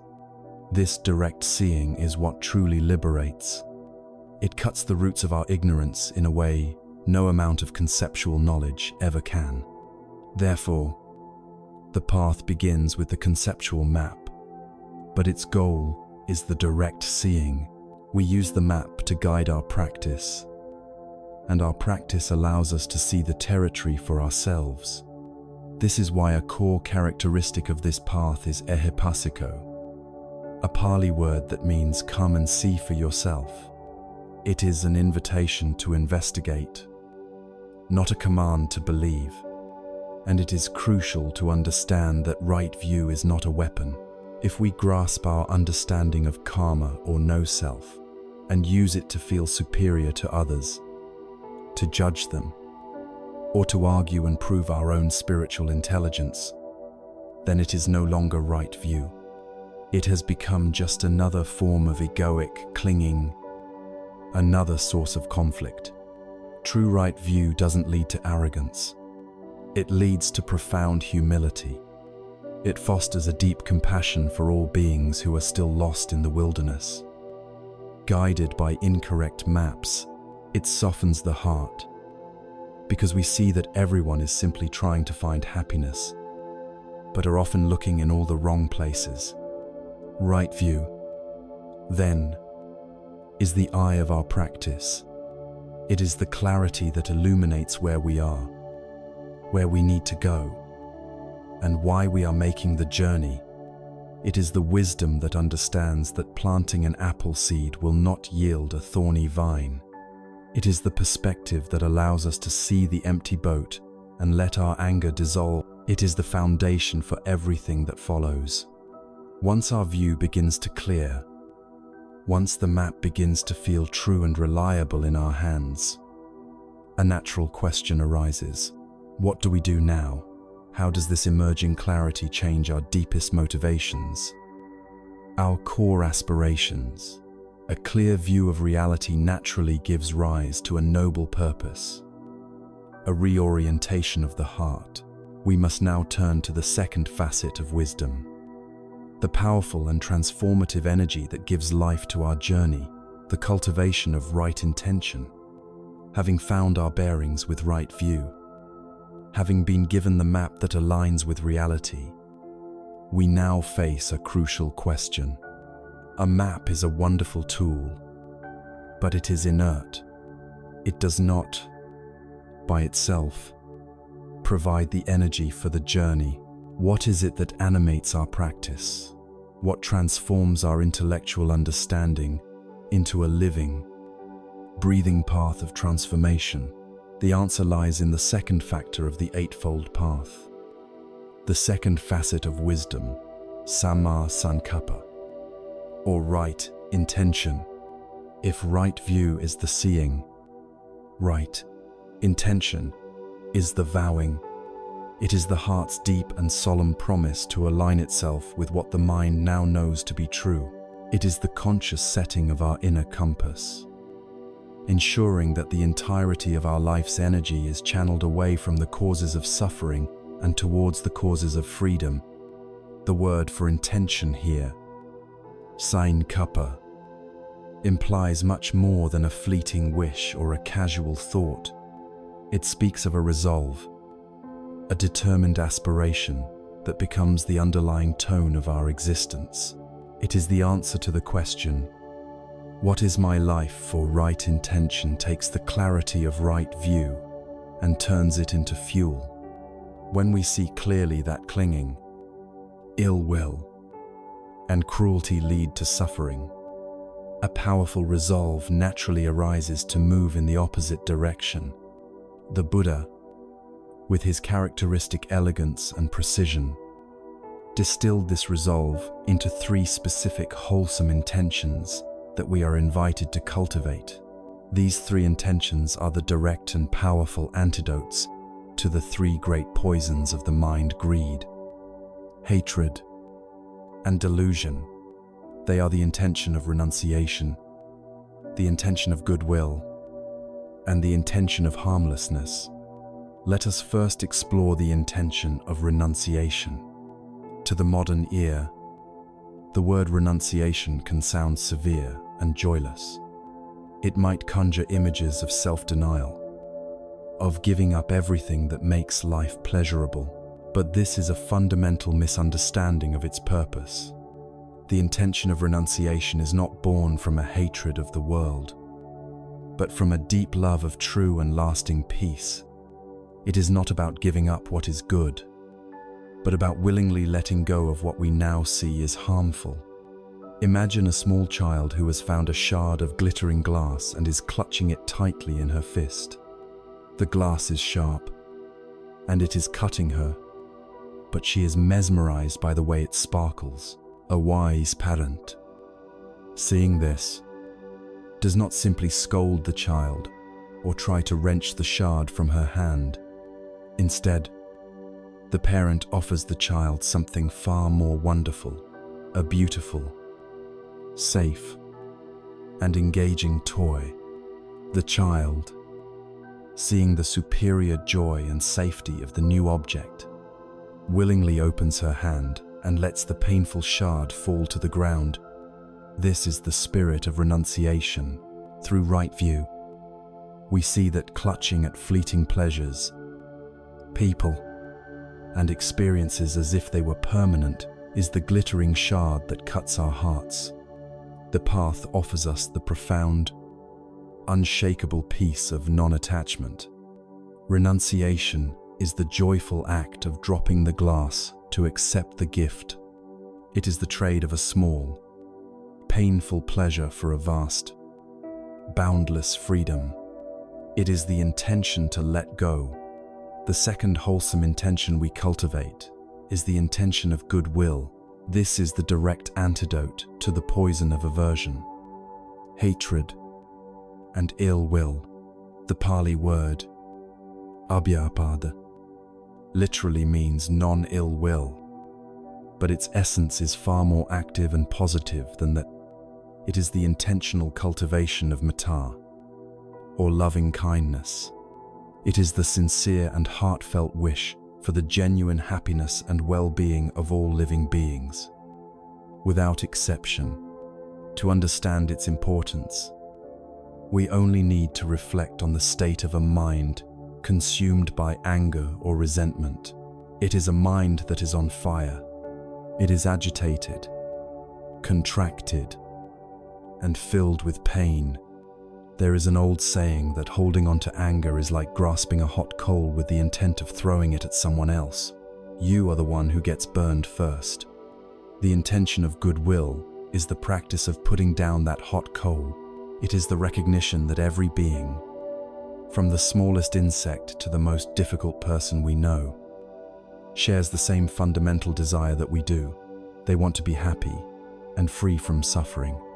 Cultivating this intention is a trainable skill. It begins with ourselves, learning to offer ourselves unconditional kindness. Then, we extend this wish outwards in ever-widening circles to our loved ones, to our friends, to neutral people, and finally, even to our enemies. This practice softens the heart, dissolves the illusion of separation, and creates a powerful inner refuge of peace. The third and final facet of right intention is that of harmlessness. This is the great intention of avihisa, or compassion, the direct antidote to cruelty. This flows naturally and logically from the intention of goodwill. If we truly wish for all beings to be happy, then we must surely resolve not to be the cause of their suffering.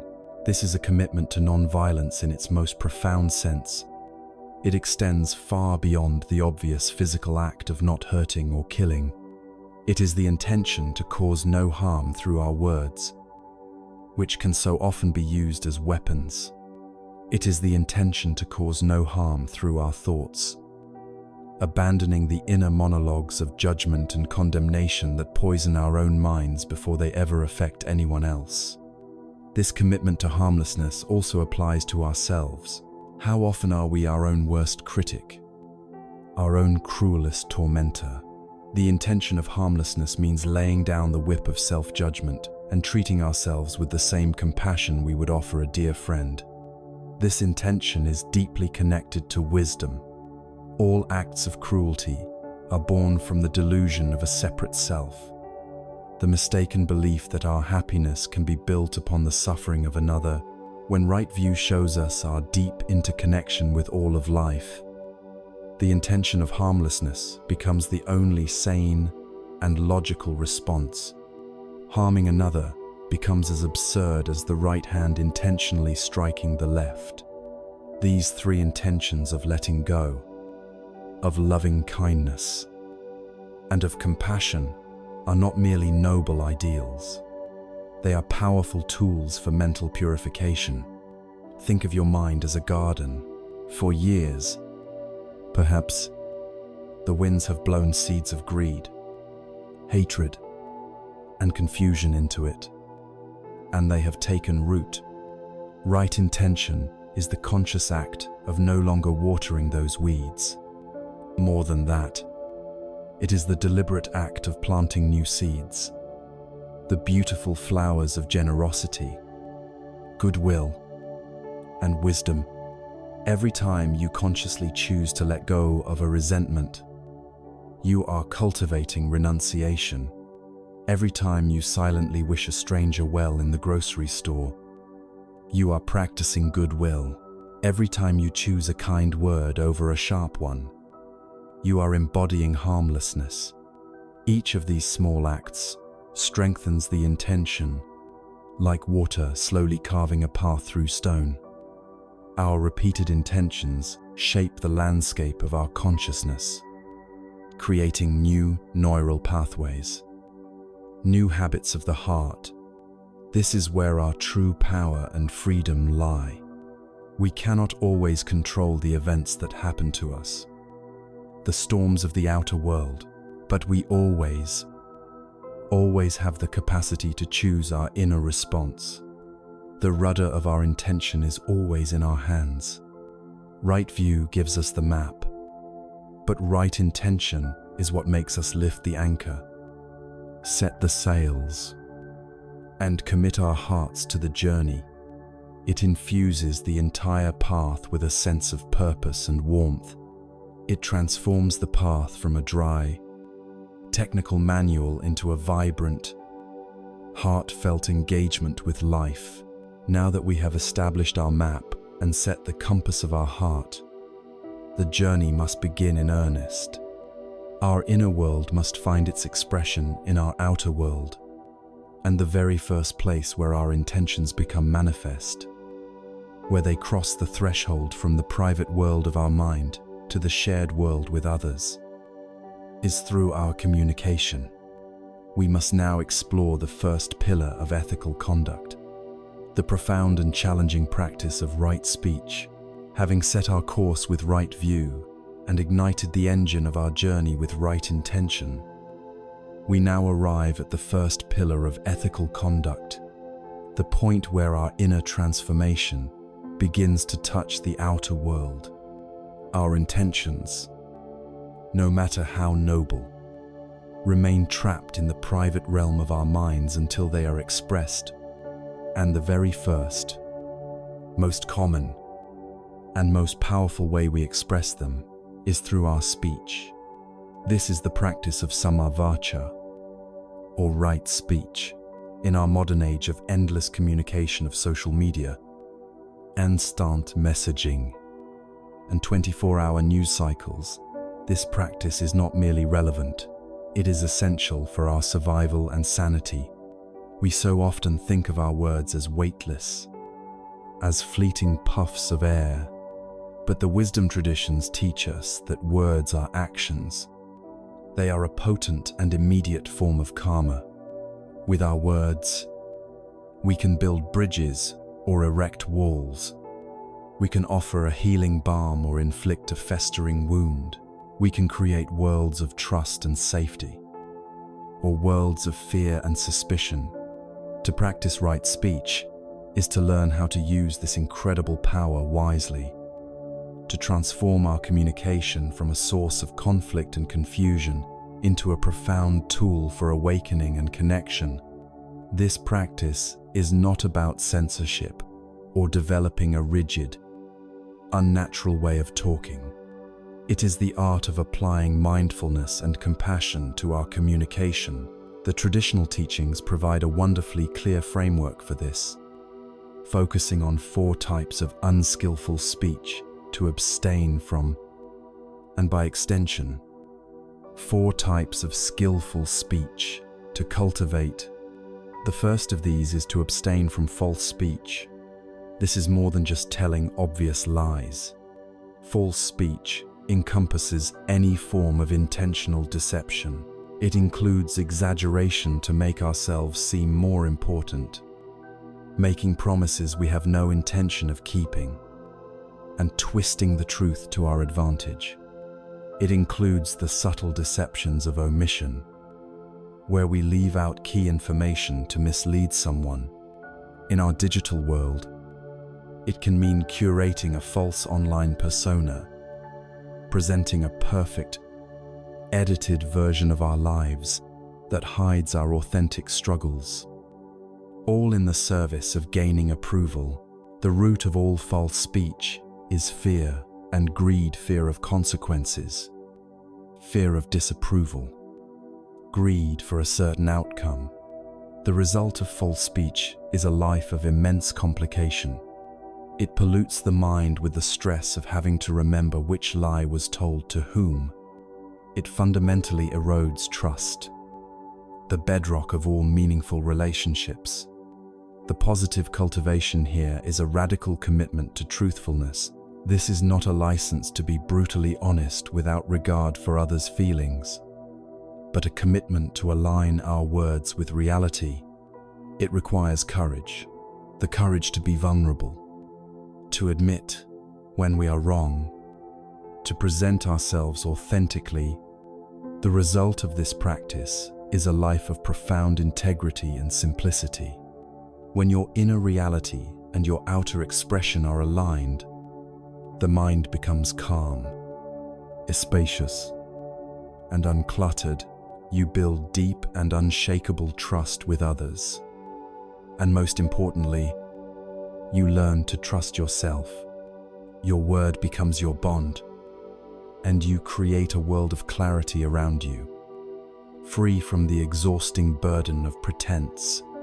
The second aspect of right speech is to abstain from divisive speech.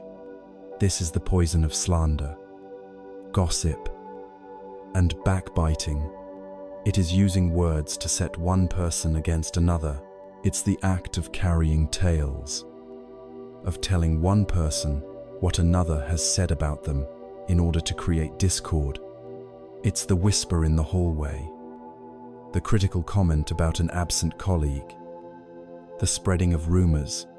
The root of divisive speech is often a toxic cocktail of jealousy, ill will, and a deeply insecure need to elevate ourselves by diminishing others.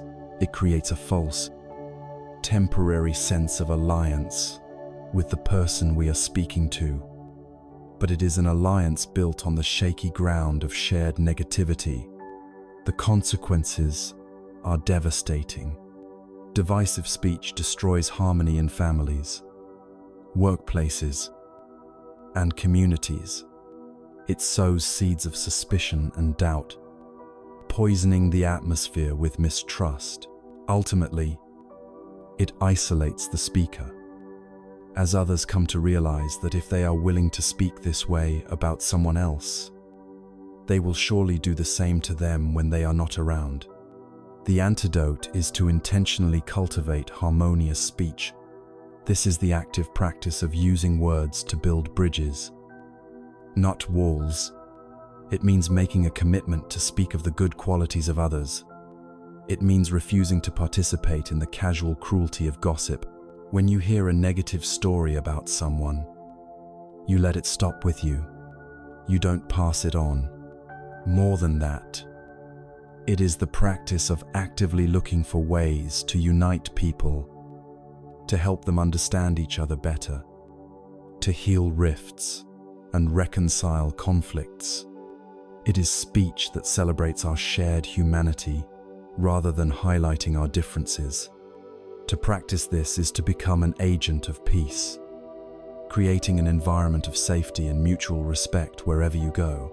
The third practice is to abstain from harsh speech. This includes all forms of verbal aggression, yelling, cursing, insults, threats, and cruel sarcasm. It is any language used with the intention of causing pain, of belittling or humiliating another person. The root of harsh speech is almost always pure, unadulterated anger. It is the sound of the hot coal of ill will being thrown from our mouth. Its effects are immediate and toxic. Harsh speech inflicts deep emotional wounds, which often last far longer than any physical injury. It never solves a conflict, it only escalates it, provoking an equally aggressive response in the other person, and it fills our own body and mind with the stressful, agitating chemistry of rage. The cultivation here is the practice of gentle speech.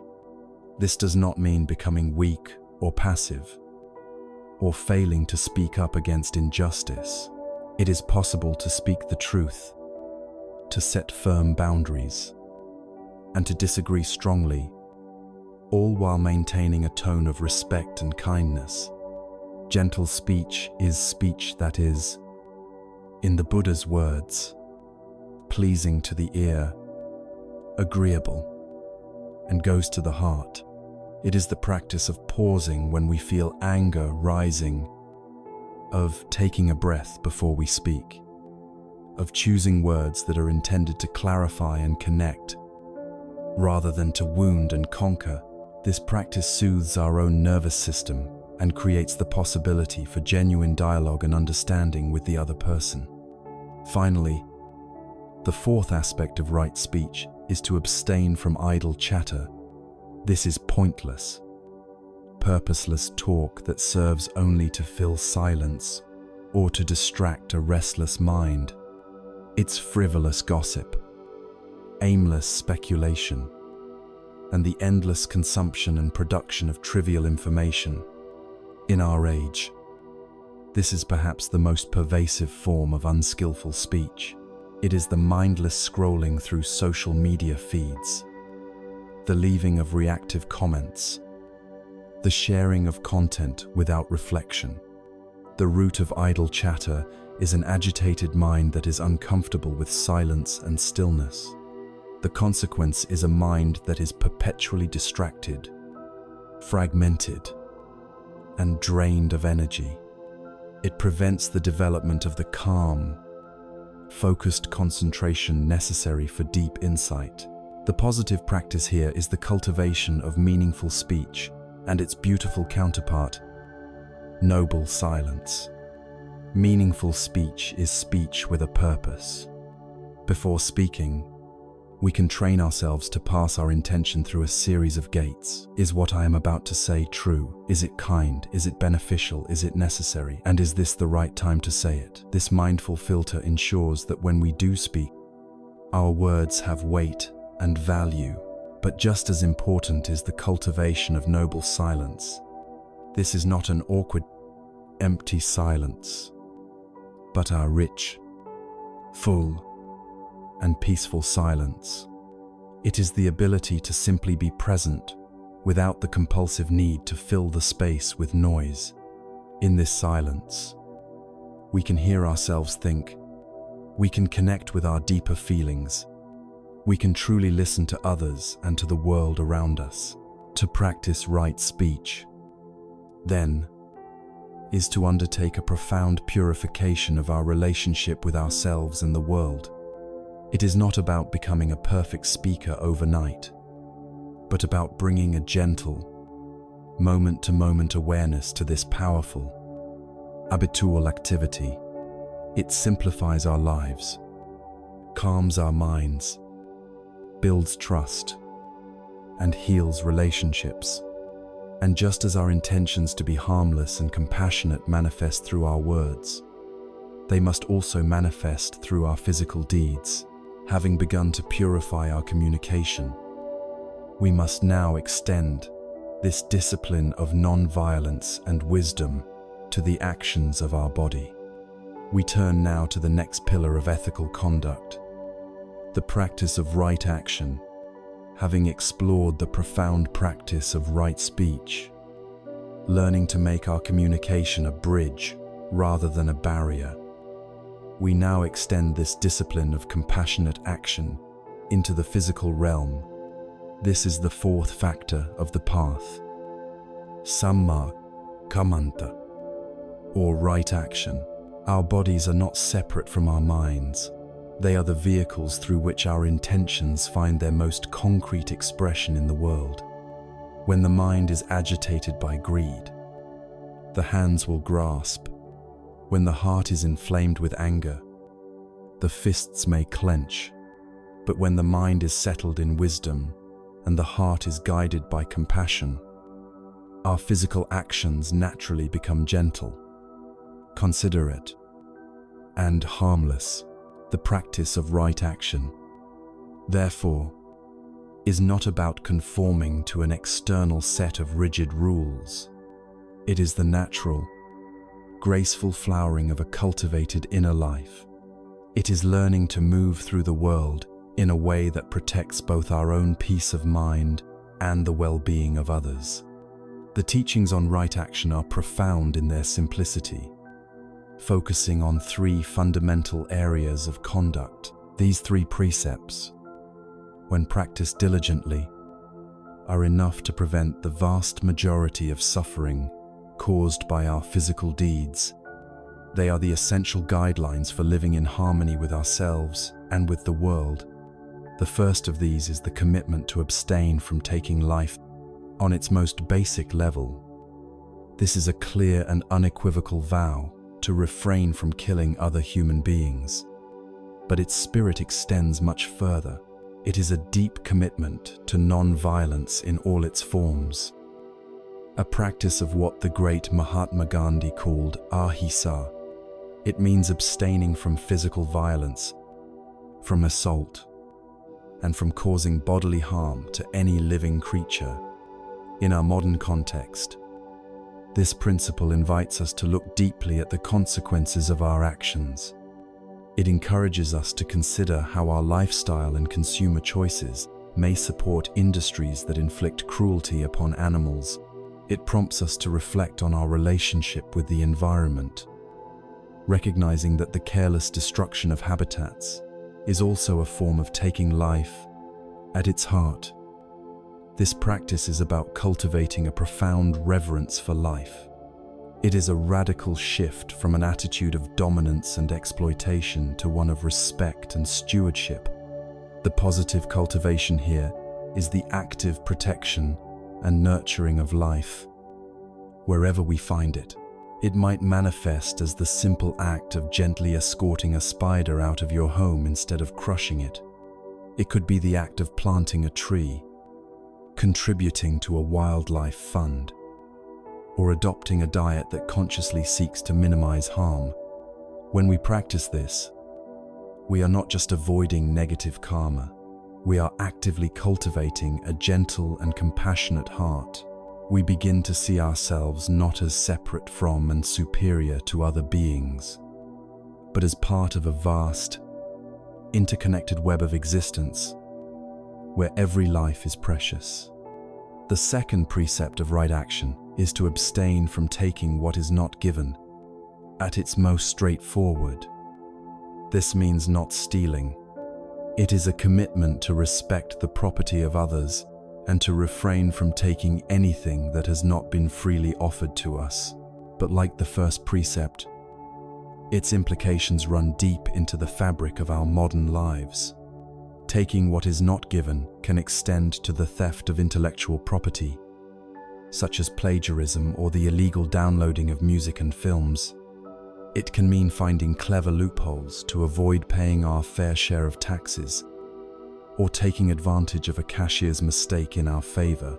In the workplace, it can manifest as wasting company time, using office resources for personal projects without permission, or taking credit for a colleague's work.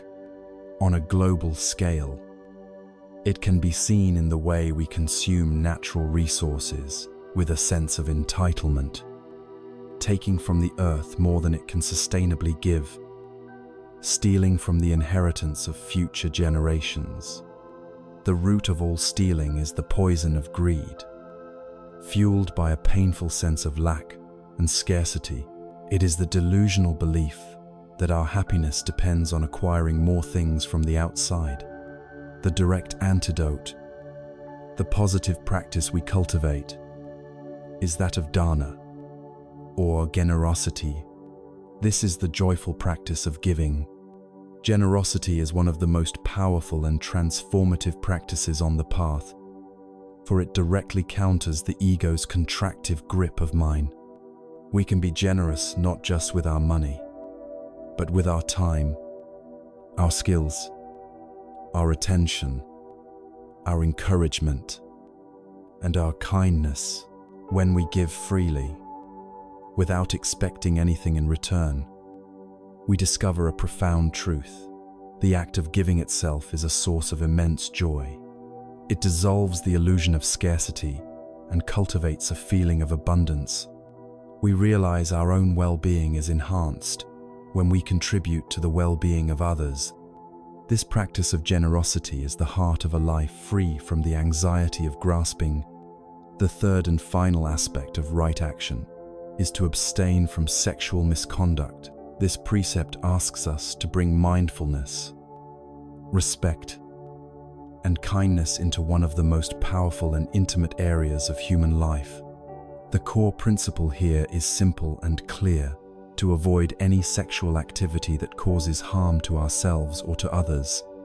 This clearly includes acts like adultery, which involves deception and inevitably causes deep pain and breaks trust. It includes all forms of sexual exploitation, harassment, and any sexual act that is not based on full and free and enthusiastic mutual consent. It is about vowing not to use another person's body simply as an object for our own gratification, but to honor them as a complete human being with their own feelings, dignity, and boundaries. The root of sexual misconduct is powerful, sensual craving, a form of clinging so strong that it can easily overwhelm our better judgment and our compassion. It causes us to objectify others and, in the process, to diminish our own humanity. The positive cultivation, therefore, is the practice of developing respectful and conscious intimacy. It means bringing our full presence, our kindness, and our integrity into our relationships. It is about fostering a connection based on genuine care, open communication, and deep mutual respect, rather than one based solely on physical desire. When we practice this, we transform our sexuality from a potential source of great complication, suffering, and remorse into a powerful and beautiful expression of love and connection. These three precepts, reverence for life, generosity, and sexual responsibility, form the very bedrock of a peaceful life and a peaceful society. They are not arbitrary commandments from on high. They are the universal guidelines for creating a world of safety, trust, and harmony. To live by them is the essence of Sila, or ethical conduct, and the purpose of Sila is profoundly practical. It is to create a mind that is free from the inner turbulence of remorse, guilt, and fear. When we know, deep in our bones, that we are not intentionally causing harm through our physical actions, our minds can settle down. A calm mind is a mind that can concentrate. A concentrated mind is a mind that can see wisdom. Thus, right action is the indispensable foundation for the deeper stages of the path. Having purified our personal actions, we must now turn our attention to the vast portion of our lives where our actions have the greatest public impact. It is not enough to be ethical in our private time if our professional life is a source of harm. The path must be fully integrated. We must now explore the final pillar of ethical conduct, the crucial practice of right livelihood. We have now established the foundations of a life lived with integrity and harmlessness through the practices of right speech and right action. We have committed to making our words a source of healing and our deeds a source of safety. But for most of us, the single activity that occupies the majority of our waking hours, the primary way our energy interacts with the world, is our work. If our practice is to be whole and complete, it cannot be something we only do in our spare time. The path must be walked not just at home or on a meditation cushion, but in the office, the workshop, the classroom, and the marketplace. This brings us to the fifth factor of the path and the final pillar of ethical conduct, sama ajiva, or right livelihood. This principle challenges us to find a way to earn our living that is not only financially sustainable, but also ethically sound and spiritually wholesome. It is the practice of integrating our deepest values into our professional lives, ensuring that the way we support ourselves does not contradict our intention to be a force for good in the world. In an increasingly complex global economy, this can seem like one of the most challenging aspects of the path, but its core principle is beautifully simple. Right livelihood is any work that does not cause harm to oneself or to others. It is the conscious avoidance of professions that are built upon the poisons of greed, hatred, and delusion. The Buddha, speaking to a very different society, outlined 5 specific types of livelihood to be avoided because they were fundamentally harmful. These were dealing in weapons, dealing in living beings, which included slavery and raising animals for slaughter, dealing in meat, dealing in intoxicants, and dealing in poisons. These ancient prohibitions are not just historical artifacts. They reveal a timeless principle. They are all businesses that directly profit from violence, exploitation, addiction, delusion, or death. They trade in the very suffering we are trying to overcome. To practice right livelihood today, We must learn to apply this core principle of harmlessness to our own modern context. The questions we must ask ourselves are profound and sometimes uncomfortable. Does my work require me to lie or deceive? Does it prey on the addictions or insecurities of others? Like some forms of advertising or the gambling industry, does my company's success depend on exploiting its workers or degrading the environment? Does my profession contribute to social inequality or sow division? Does it involve the creation of products like weapons or toxic chemicals that are designed to harm? Answering these questions honestly requires great courage and self-reflection. It may reveal a painful discrepancy between our spiritual aspirations and our daily reality. This is not a call for everyone to immediately quit their jobs and become monks or social workers. The path is pragmatic, not idealistic to the point of being impractical. The challenge is to bring a new level of mindful inquiry to our work. It begins with seeing clearly. For some, this inquiry might indeed lead to a radical career change, a conscious decision to leave a harmful industry for one that is more aligned with their values. For many others, the practice will be more subtle. It will be about finding ways to bring greater integrity and harmlessness into the job they already have.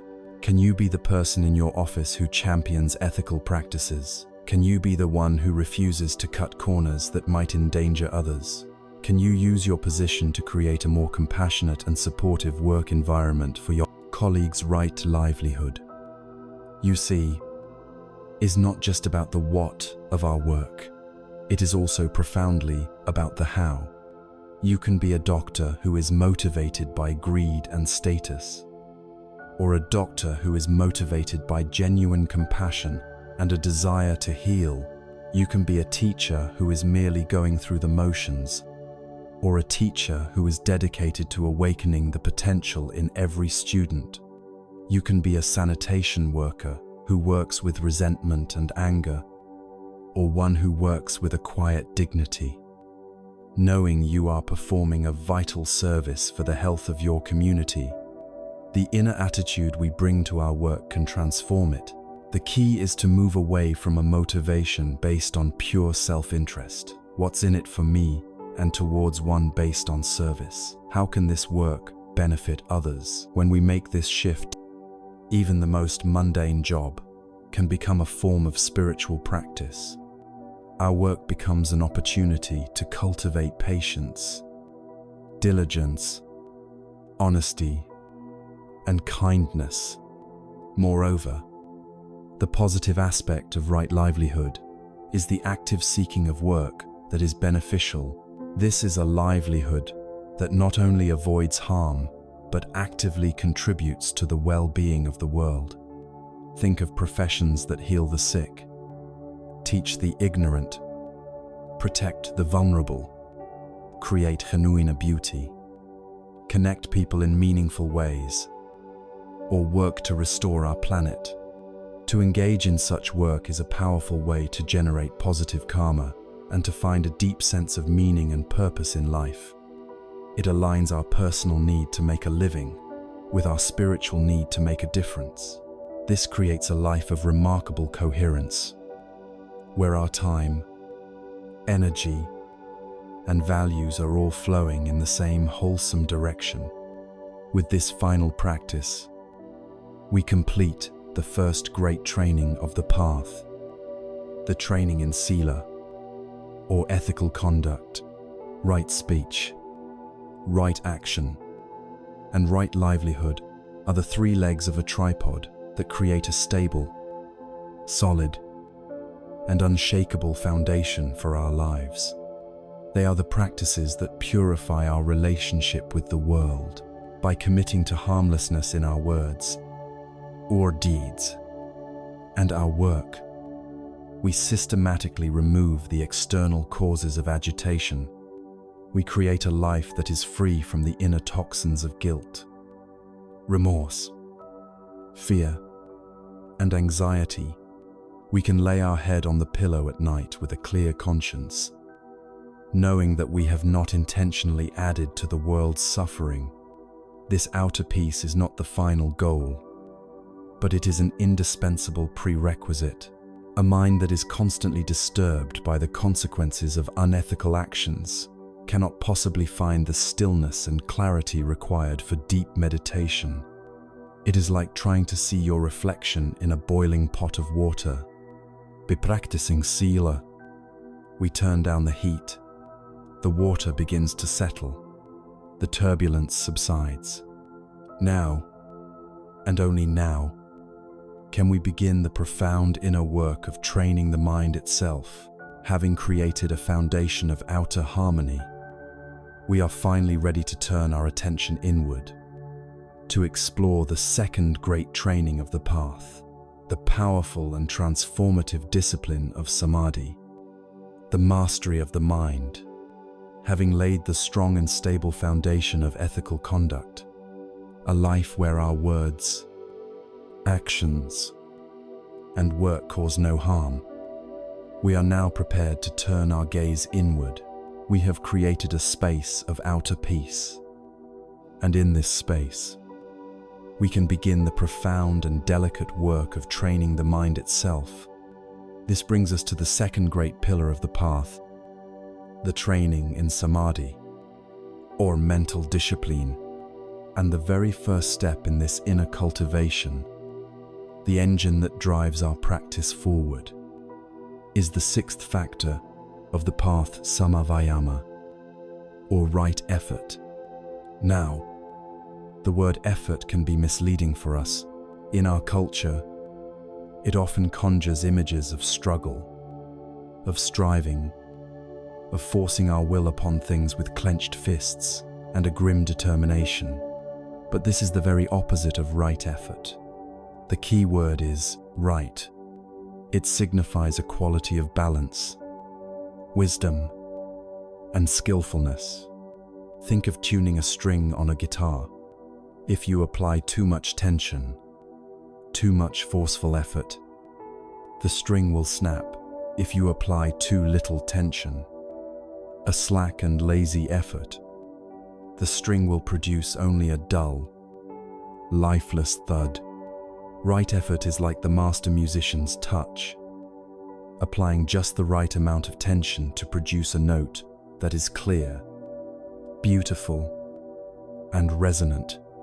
It is the middle way between the extremes of aggressive striving and passive resignation. The practice of right effort is best understood through the beautiful and intuitive metaphor of being a wise gardener, tending the precious garden of your own mind. The Buddha laid out a simple, four-part strategy for this inner gardening, a complete guide to cultivating a mind that is beautiful, fruitful, and free from weeds. The first of these four efforts is the effort to prevent unwholesome states from arising. This is the wise gardener's first task, building a sturdy fence around the garden to protect it from pests and the intrusion of invasive seeds. In our lives, this means guarding the sense doors. Our eyes, ears, nose, tongue, body, and mind are the gates through which the world enters our consciousness. Without a mindful gatekeeper, we are allowing any and all seeds to be sown in our mental garden. In our modern age, this is more crucial than ever. We are constantly bombarded with information designed to provoke agitation, craving, and anger. This practice means consciously choosing not to click on the article designed to spark outrage, not to get drawn into the toxic comment section, not to mindlessly scroll through feeds that cultivate envy and dissatisfaction. It is the wisdom to recognize that consuming negativity is like willingly planting weeds in our own soil. This isn't about hiding from the world, but about wisely stewarding our most precious resource, our attention and our mental energy. Of course, no fence is perfect. Winds will carry seeds over the barrier, and dormant seeds already in the soil will inevitably sprout. This brings us to the second of the four efforts, the effort to abandon unwholesome states that have already arisen. This is the task of mindfully removing the weeds that have appeared in the garden when a state like anger, jealousy, anxiety, or greed arises in the mind. What is the skillful response? The unskillful response, the wrong effort, is to do one of two things: either to suppress the feeling, pretending it isn't there, or to judge ourselves harshly for having it. Suppression is like trying to hold a beach ball underwater. It will inevitably burst back to the surface with even greater force. Self-judgment is like pouring poison on the weed, which only damages the surrounding soil. The right effort is to meet the unwholesome state with gentle, non-judgmental awareness. We turn the light of mindfulness upon it. We acknowledge it without aversion. Anger is present. We investigate it with a spirit of kind curiosity. What does this feel like in my body? What thought pattern is feeding it? We then gently apply an antidote. If there is anger, we can introduce a thought of loving kindness. If there is greed, we can reflect on generosity. We don't engage in a violent battle with the weed. We simply stop watering it with our attention and gently, wisely, uproot it. So far, our gardening has been defensive, protecting the garden and removing weeds. But a garden free of weeds is merely an empty plot. The next two efforts are creative and joyful. The third is the effort to cultivate wholesome states that have not yet arisen. This is the gardener now, having built the fence and cleared the weeds, actively preparing the soil and planting the seeds of beautiful flowers, nutritious vegetables, and life-giving fruit trees. This is the proactive side of the practice. We consciously create the conditions for joy, peace, compassion, and clarity to grow. We can do this by deliberately engaging in activities that nurture our better selves. It might mean reading inspiring spiritual texts, listening to music that uplifts the heart, or spending time in the beauty of nature. One of the most powerful ways to do this is to seek out the company of wise and kind friends, what the teachings call Kalyana Mitta. Their presence and their example act like a powerful fertilizer for the wholesome seeds in our own minds. This is the conscious choice to sow the seeds of the qualities we wish to see flourish within us. Once we have planted these wholesome seeds, our work is not done. This leads to the fourth and final great effort, the effort to maintain and perfect wholesome states that have already arisen. The seeds have sprouted, and tender green shoots are pushing through the soil.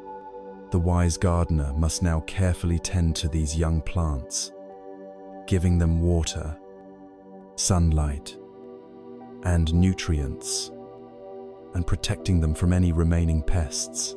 In our practice, this means that when a moment of peace, a feeling of genuine joy, a spark of insight, or a wave of compassion arises, we don't just ignore it or let it pass by unnoticed. We learn to savor it. We pay attention to it. We nurture it with our awareness. We can ask ourselves, what does this peace feel like in my body? Can I allow this feeling of loving kindness to spread through my chest and limbs? By consciously attending to these positive states, we strengthen their neural pathways in our brain. We are watering the flowers in our garden, helping their roots grow deep and their blossoms become strong and resilient. The more we do this, the more these wholesome states become our default setting, our familiar inner landscape. When understood in this way, right effort is revealed not as a grim and joyless struggle, but as a creative, intelligent, and deeply satisfying art form. The wise gardener does not hate their work. They find profound fulfillment in watching their garden transform from a barren, weed-choked plot into a thriving oasis of beauty and nourishment. In the same way, we find deep joy in the process of transforming our minds. This is not a path of fighting with ourselves, but of befriending ourselves. It is a balanced and sustainable practice, built not on one heroic, exhausting burst, but on the steady, gentle, moment-to-moment tending of our inner world. This wise and balanced application of our energy is the engine of our entire inner journey. But this energy must be guided. A gardener, no matter how energetic, needs a tool to distinguish a weed from a flower. They need a light by which to see what needs to be done. The energy of right effort must be guided by a precise and discerning awareness.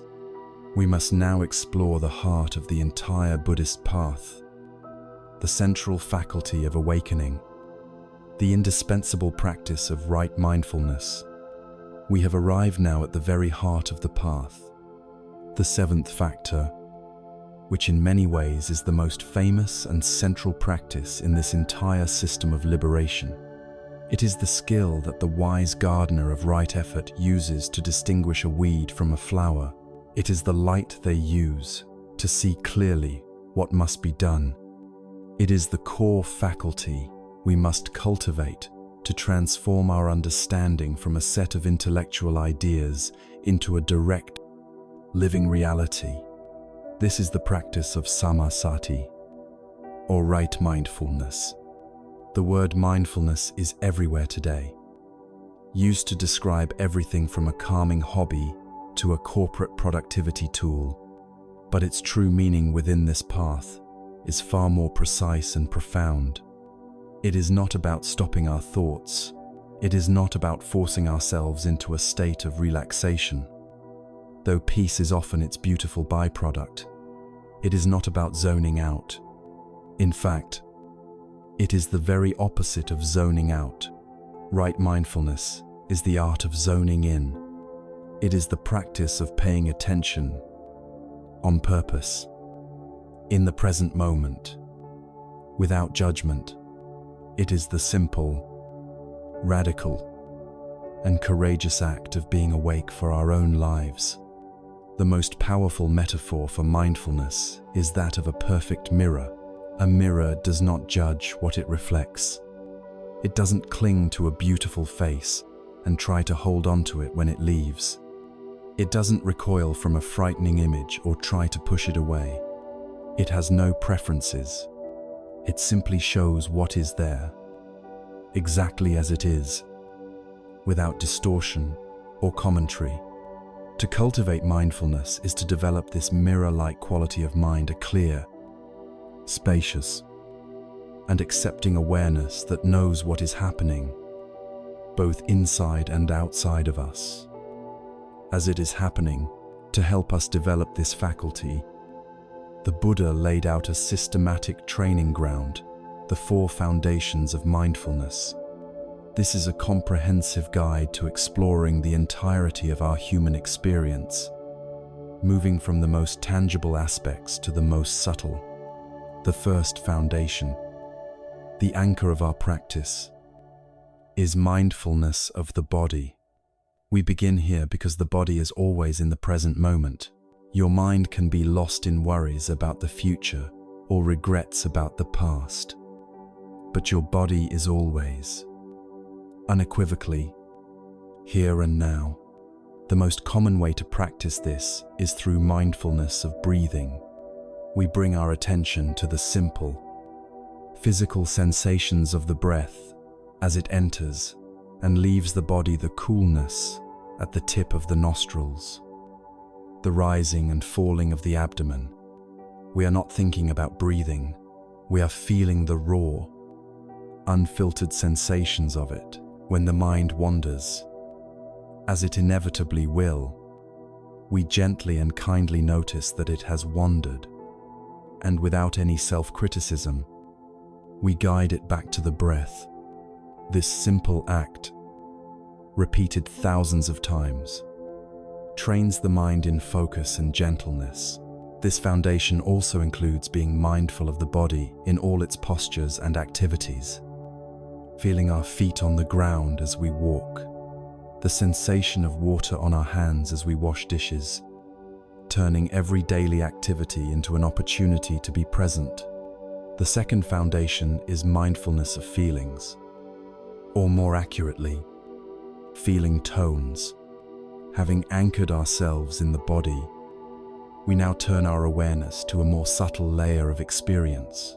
The teachings point out that every single moment of our experience, every sight, sound, thought, or sensation, is accompanied by one of three feeling tones. It is either pleasant, unpleasant, or neutral.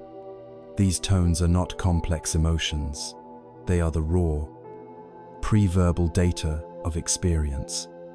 The practice here is to simply notice which of these three tones is present in any given moment, without reacting to it.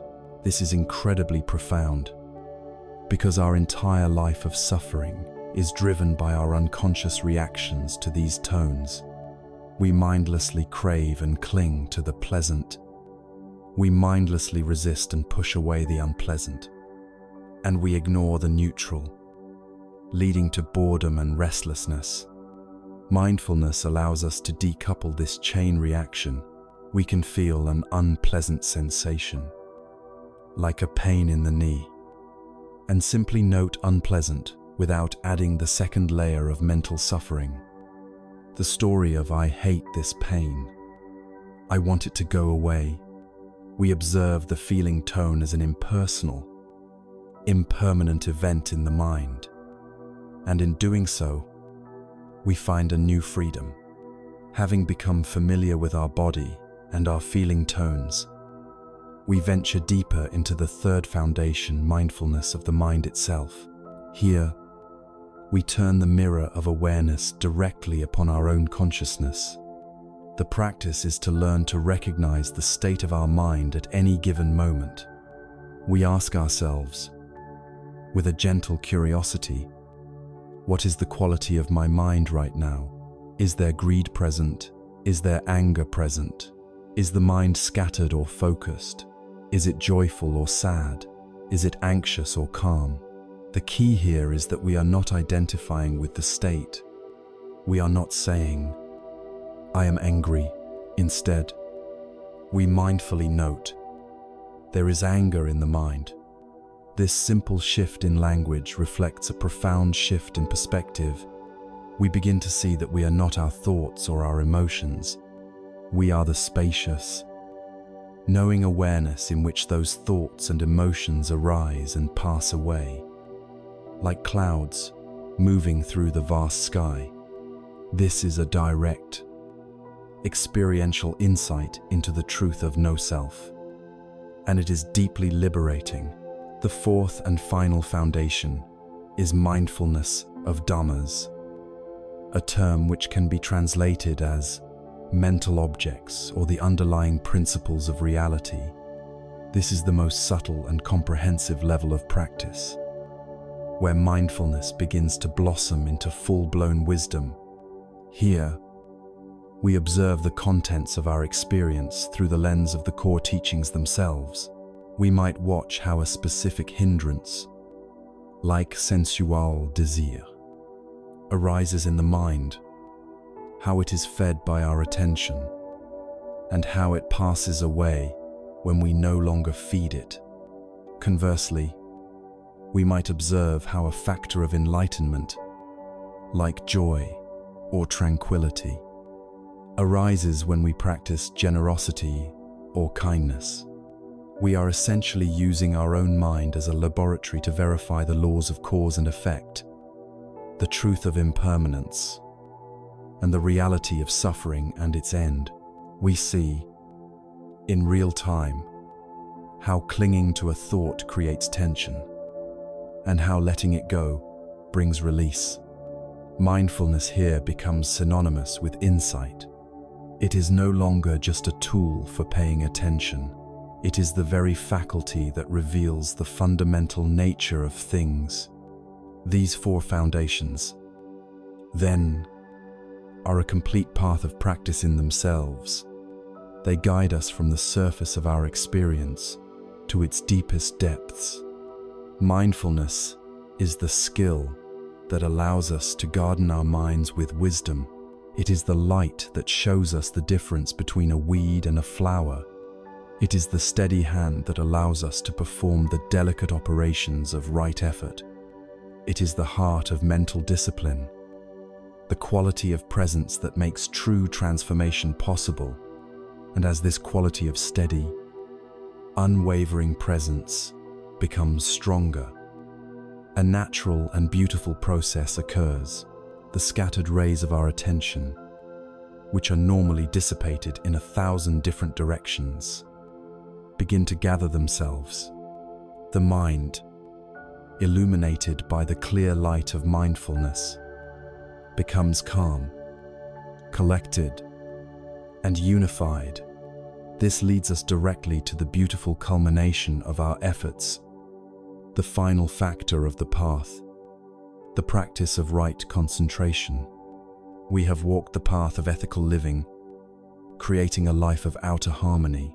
We have explored the discipline of the mind, learning to garden our thoughts with right effort, and to illuminate our inner world with the steady light of right mindfulness. Now, we arrive at the beautiful and powerful culmination of all these practices. We arrive at the eighth and final factor of the path, Samma Samadhi, or right concentration. If right effort is the energy that propels us forward, and right mindfulness is the light that guides our way, then right concentration is the gathering of that light into a single, penetrating, and unwavering beam. It is the fruit of a mind that has become purified, balanced, and unified through the diligent practice of all the other 7 factors. This is not the ordinary, fleeting concentration we use to watch a movie or read a book. This is a profound state of inner stillness and collectedness, a wholesome unification of consciousness that has the power to see through the deepest layers of illusion. As we persist in our practice of mindfulness, especially mindfulness of the breath, a natural process begins to unfold. The mind, which is normally scattered and fragmented like the light from a bare bulb, begins to gather itself. The constant inner chatter subsides. The 5 hindrances: sensual desire, ill will, sloth and torpor, restlessness and worry, and skeptical doubt begin to recede. It is like allowing a jar of muddy water to sit completely still. Gradually, the sediment settles to the bottom, and the water becomes clear. In this state of newfound clarity and stillness, the mind can enter into states of profound meditative absorption. Known in the ancient Pali language as the jhanas, these are not mystical trances or states of unconsciousness. They are natural, accessible states of profound well-being and focus, each deeper and more refined than the last. The first jhana arises when the hindrances have been temporarily abandoned. It is a state of secluded joy. Imagine you have been trapped in a loud, chaotic, and stressful city for weeks, and you finally escape to a beautiful, secluded clearing in a forest. The sense of relief, joy, and peace would be immense. This is the feeling of the first jhana. It is characterized by an initial and sustained attention on the object of meditation, like the breath, and it is drenched in 2 powerful factors, piti and sukha. Piti is a vibrant, energetic sense of rapture or thrill, Sukha is a calmer, more pervasive feeling of bliss or happiness. Crucially, this is a joy born not from sensual pleasure, but from seclusion and inner stillness. For many, this is a profound revelation to discover a source of happiness within that is independent of the external world. As we continue to rest in this state, the mind settles even further. The initial effort required to keep the attention on the breath is no longer needed. The mind rests on its object effortlessly, and we enter the second jhana. The initial and sustained thought about the object fades away, and what remains is a deeper, more refined joy. The analogy here is of a calm lake that is fed by a cool, underground spring. There is no water coming in from the outside, no rain, no rivers. The blissful coolness wells up entirely from within. The joy of the second jhana is born purely of concentration itself. It is accompanied by a deep sense of inner confidence and unification of mind.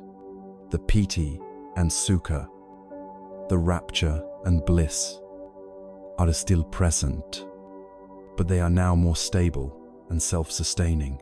From here, the process of refinement continues.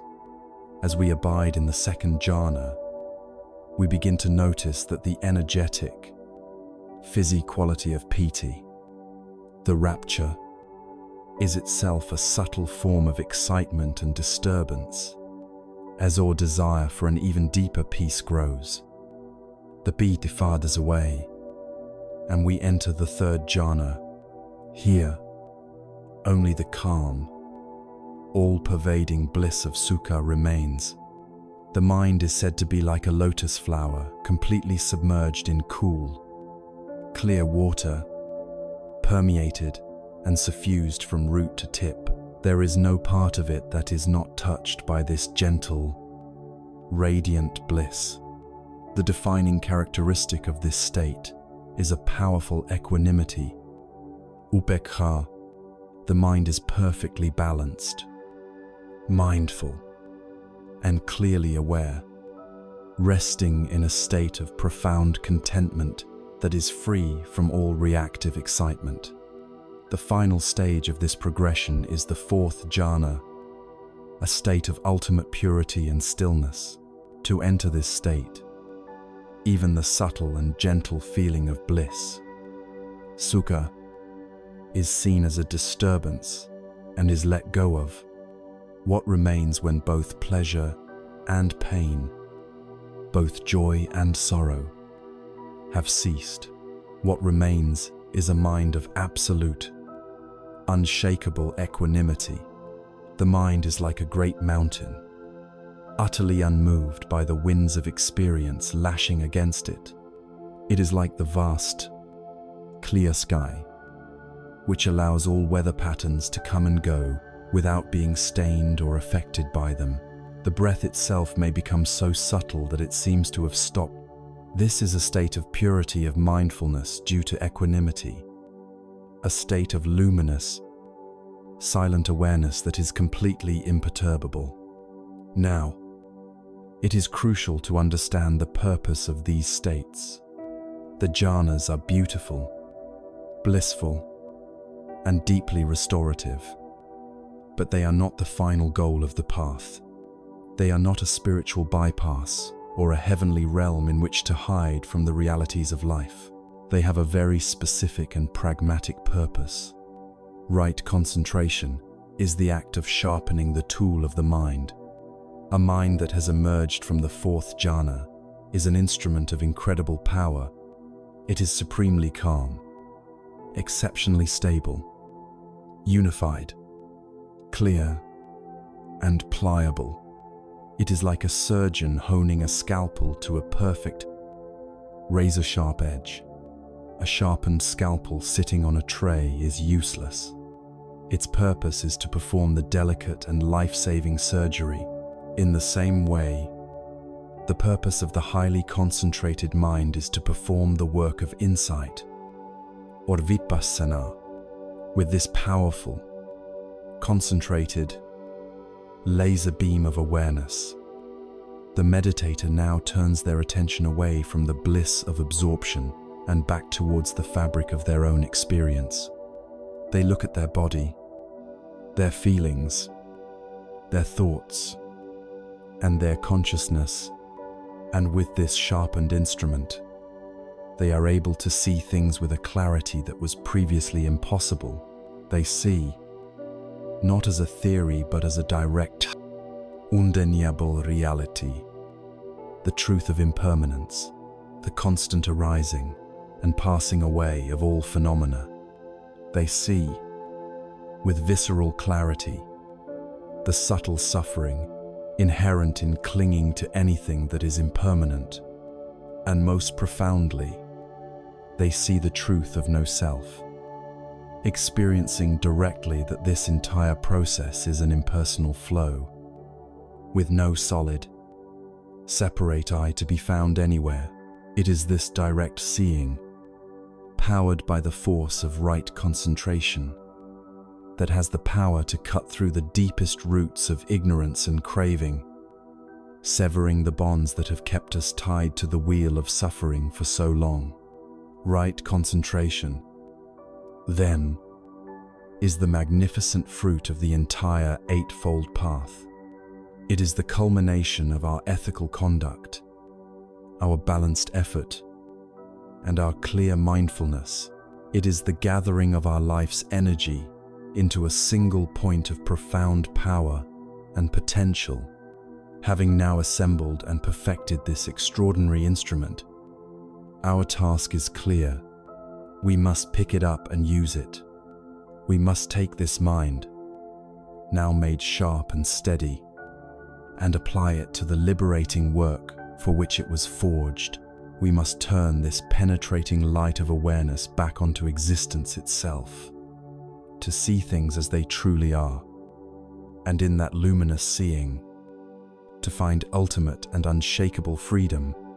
We have journeyed far, cultivating a life of harmlessness, focusing our energy, and developing a mind that is both stable and clear.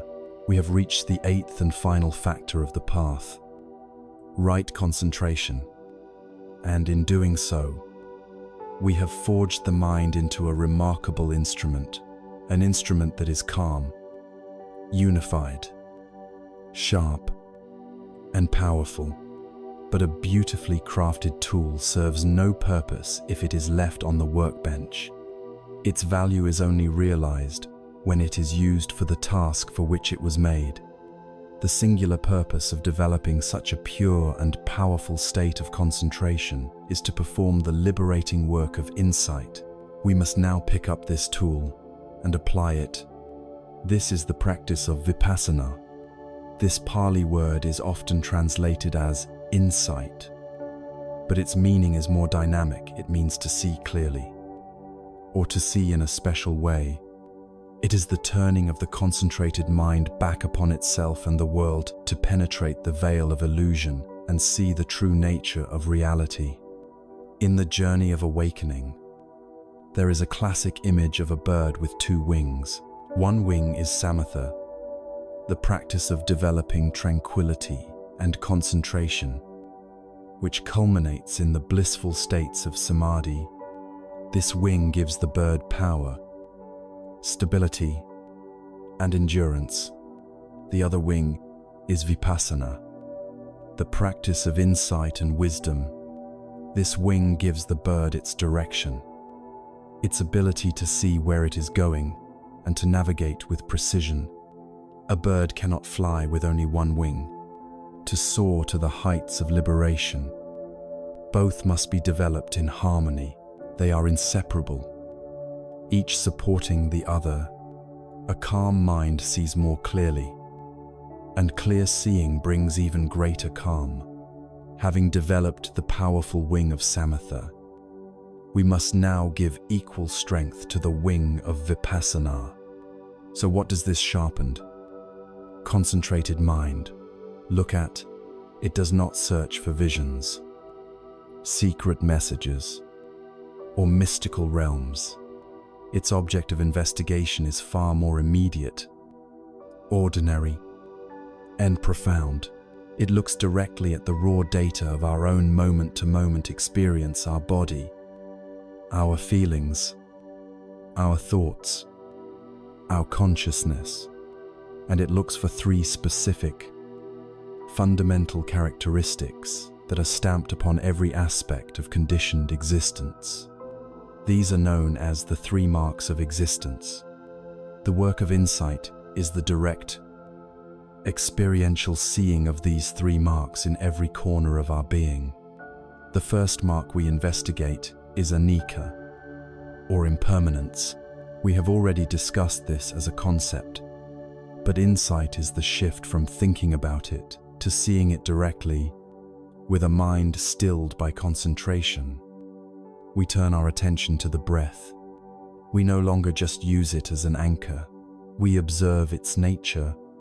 We see, with microscopic precision, the very beginning of the in-breath, its middle, and its end. We see the pause, and then the arising of the out-breath, its middle, and its end. We see that the breath is not a solid thing, but a constant, flickering process of arising and ceasing, moment by moment by moment. We turn this lens onto our thoughts. A thought appears from nowhere. It lingers for an instant, and it vanishes. Where did it go? Where did it come from? We see that it is as substantial as a soap bubble. We observe our feelings. A pleasant feeling arises. We watch it, and we see it dissolve. An itch begins in our back. It intensifies. It crests like a wave, and it fades away, all on its own. Through this sustained observation, the deeply ingrained illusion of solidity begins to crumble. We see, with undeniable certainty, that there is nothing to hold on to. The universe is not a collection of solid nouns, but a dynamic dance of transient verbs. This is not a depressing realization. It is profoundly liberating. How can you suffer from the loss of something you now see was never solid in the first place? As the truth of impermanence becomes visceral, the second mark of existence naturally reveals itself. This is dukkha, or unsatisfactoriness. Again, we move beyond the concept to a direct feeling of its truth.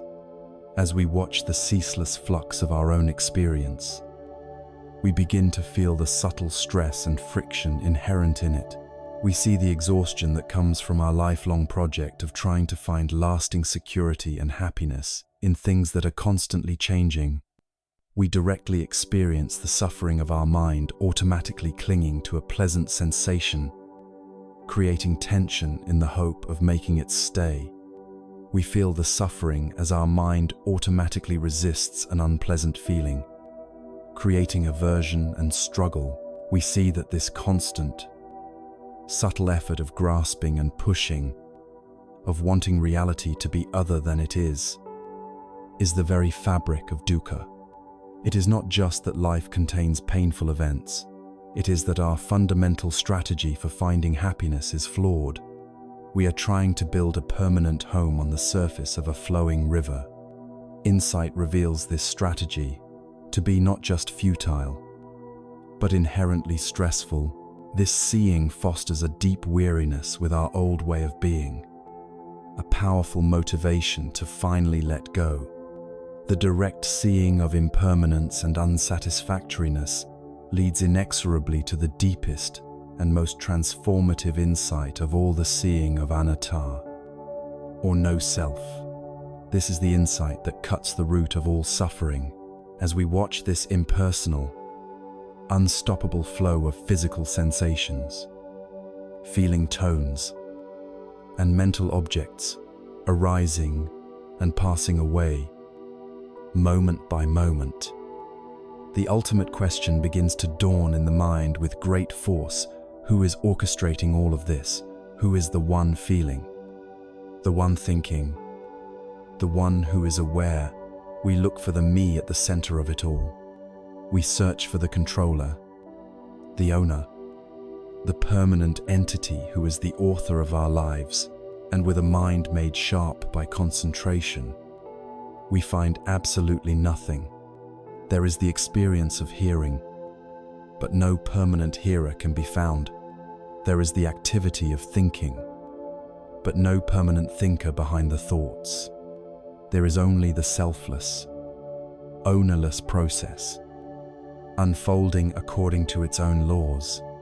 The self is revealed to be nothing more than a temporary, conditioned pattern, a story told by a fleeting collection of mental and physical processes.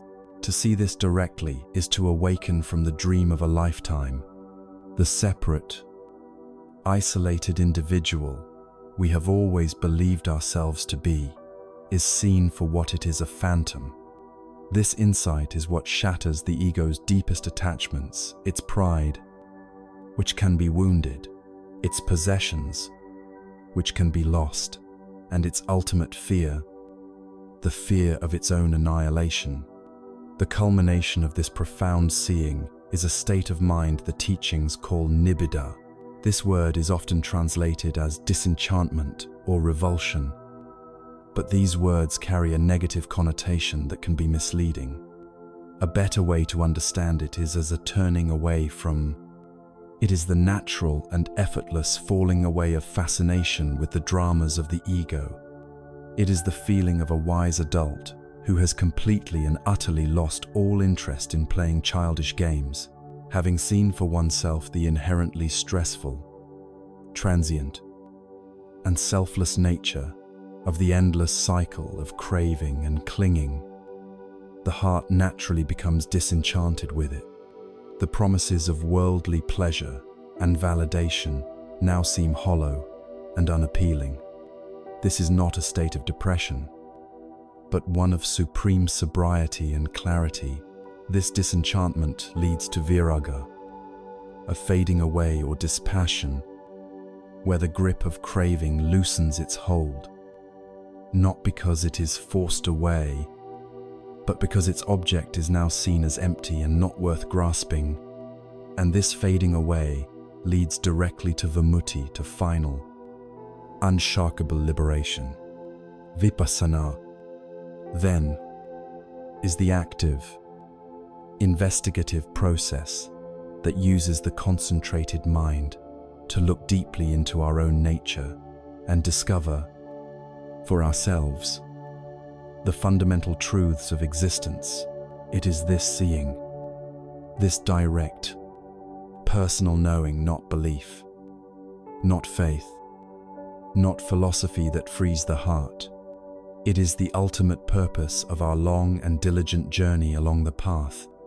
And while a flash of this insight can feel like a climactic event, the journey does not end there. The ultimate test and final expression of this wisdom is how it transforms our moment-to-moment engagement with the world. How do we embody this freedom in our relationships, our work, and our every waking moment? We must now explore the art of living an awakened life, bringing the fruits of our practice off the cushion and into the very heart of the world. We have stood at the summit and looked upon the vast landscape of reality through the clear eyes of insight. We have witnessed the ceaseless dance of impermanence. We have felt the subtle friction of clinging, and we have searched for a separate self and found only an empty, flowing process. This seeing, this direct, personal discovery of vipassana, is the pivotal moment of the spiritual path. It is the moment the chains of our deepest illusions are broken. But the journey does not end on the mountaintop. A flash of insight, no matter how profound, is not the final destination. The ultimate purpose and definitive test of this wisdom is how it transforms our lives when we descend back into the valley of our everyday existence. How do we embody this freedom in our messy, unpredictable, and beautiful human lives.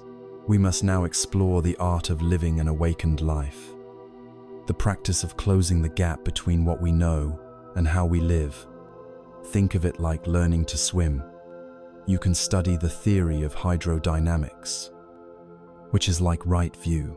You can strengthen your body with exercises, which is like right effort and ethical conduct. You can even practice your strokes perfectly in the calm, controlled environment of a swimming pool, which is like the deep, focused practice of samadhi and vipassana. But all of this is mere preparation. The true test comes when you find yourself in the open ocean, with its unpredictable currents, its sudden waves, and its vast horizons. To live an awakened life is to swim gracefully in that ocean. It is the seamless and spontaneous integration of all 8 factors of the path into the very fabric of our being, so that our life itself becomes the expression of our wisdom.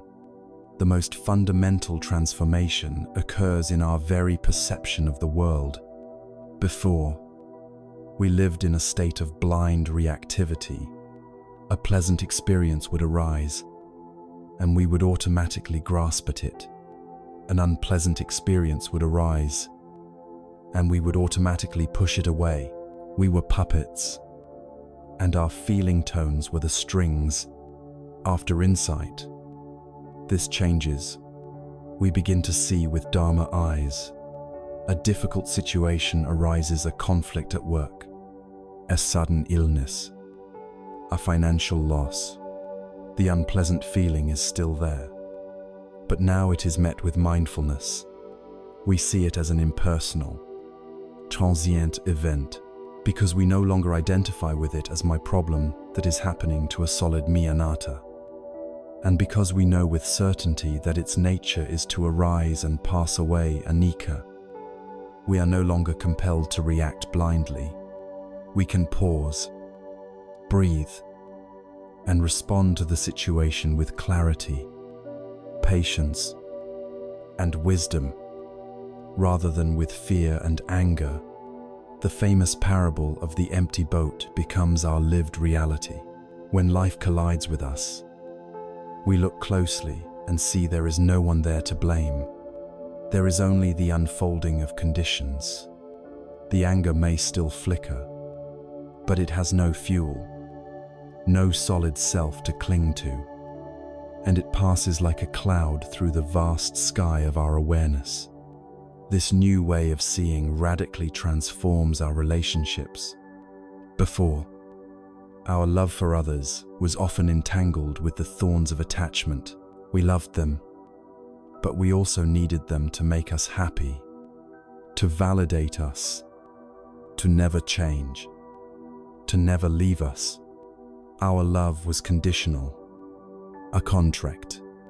Now, informed by insight, we can begin to love with a new kind of freedom and purity, seeing others, too, as impermanent, selfless processes.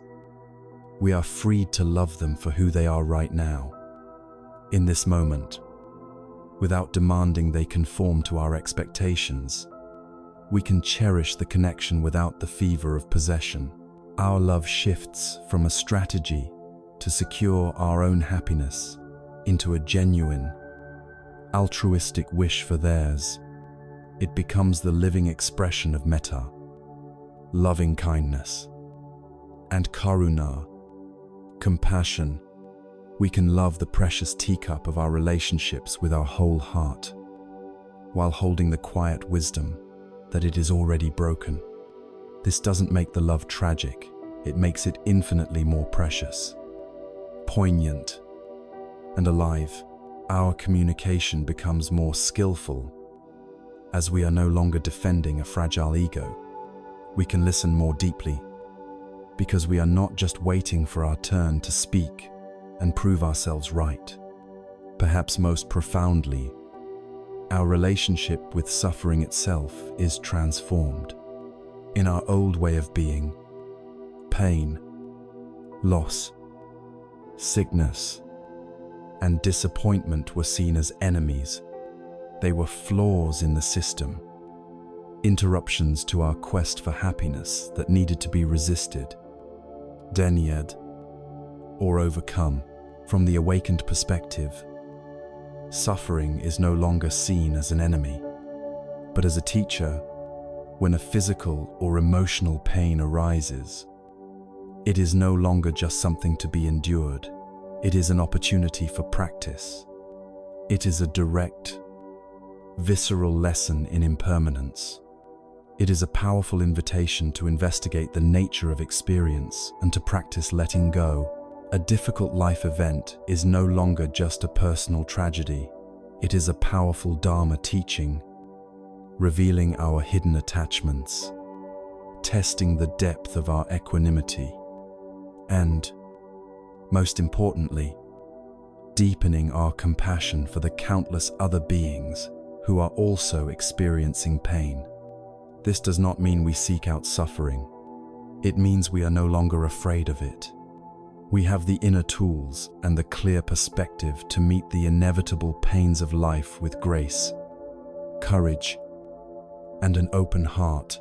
This leads to a final, natural transformation in the very motivation for our actions. So much of our life energy was once spent on the ego project, the endless task of building up, defending, and gratifying the story of me. We sought wealth, status, pleasure, and praise to adorn this fictional self. But as the insight into no self deepens, the hard, artificial boundary between self and other begins to dissolve. We see that our happiness is not separate from the happiness of others. My well-being is intrinsically linked to your well-being.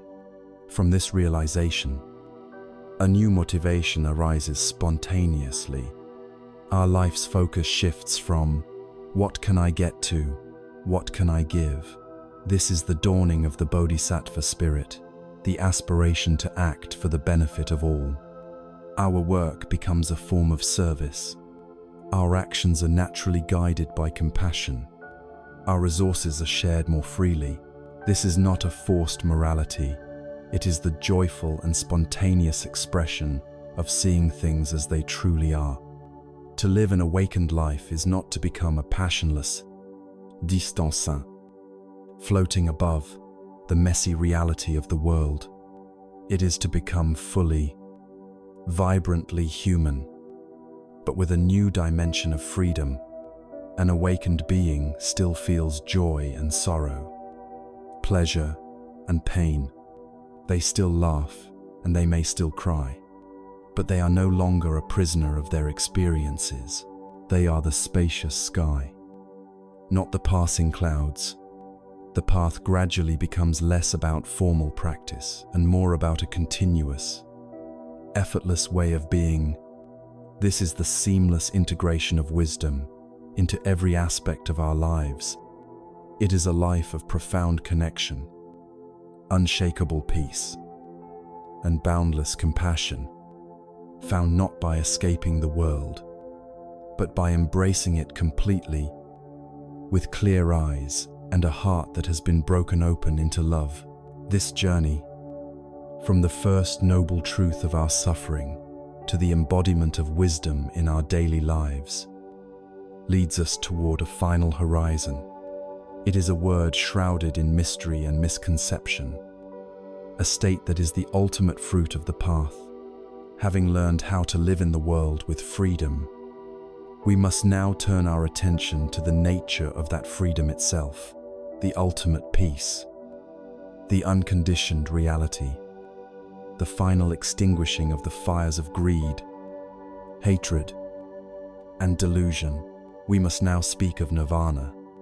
We have come now to the end of the path, to the final horizon of our spiritual journey. We have spoken of suffering, its cause, and the intricate, step-by-step path that leads to its cessation.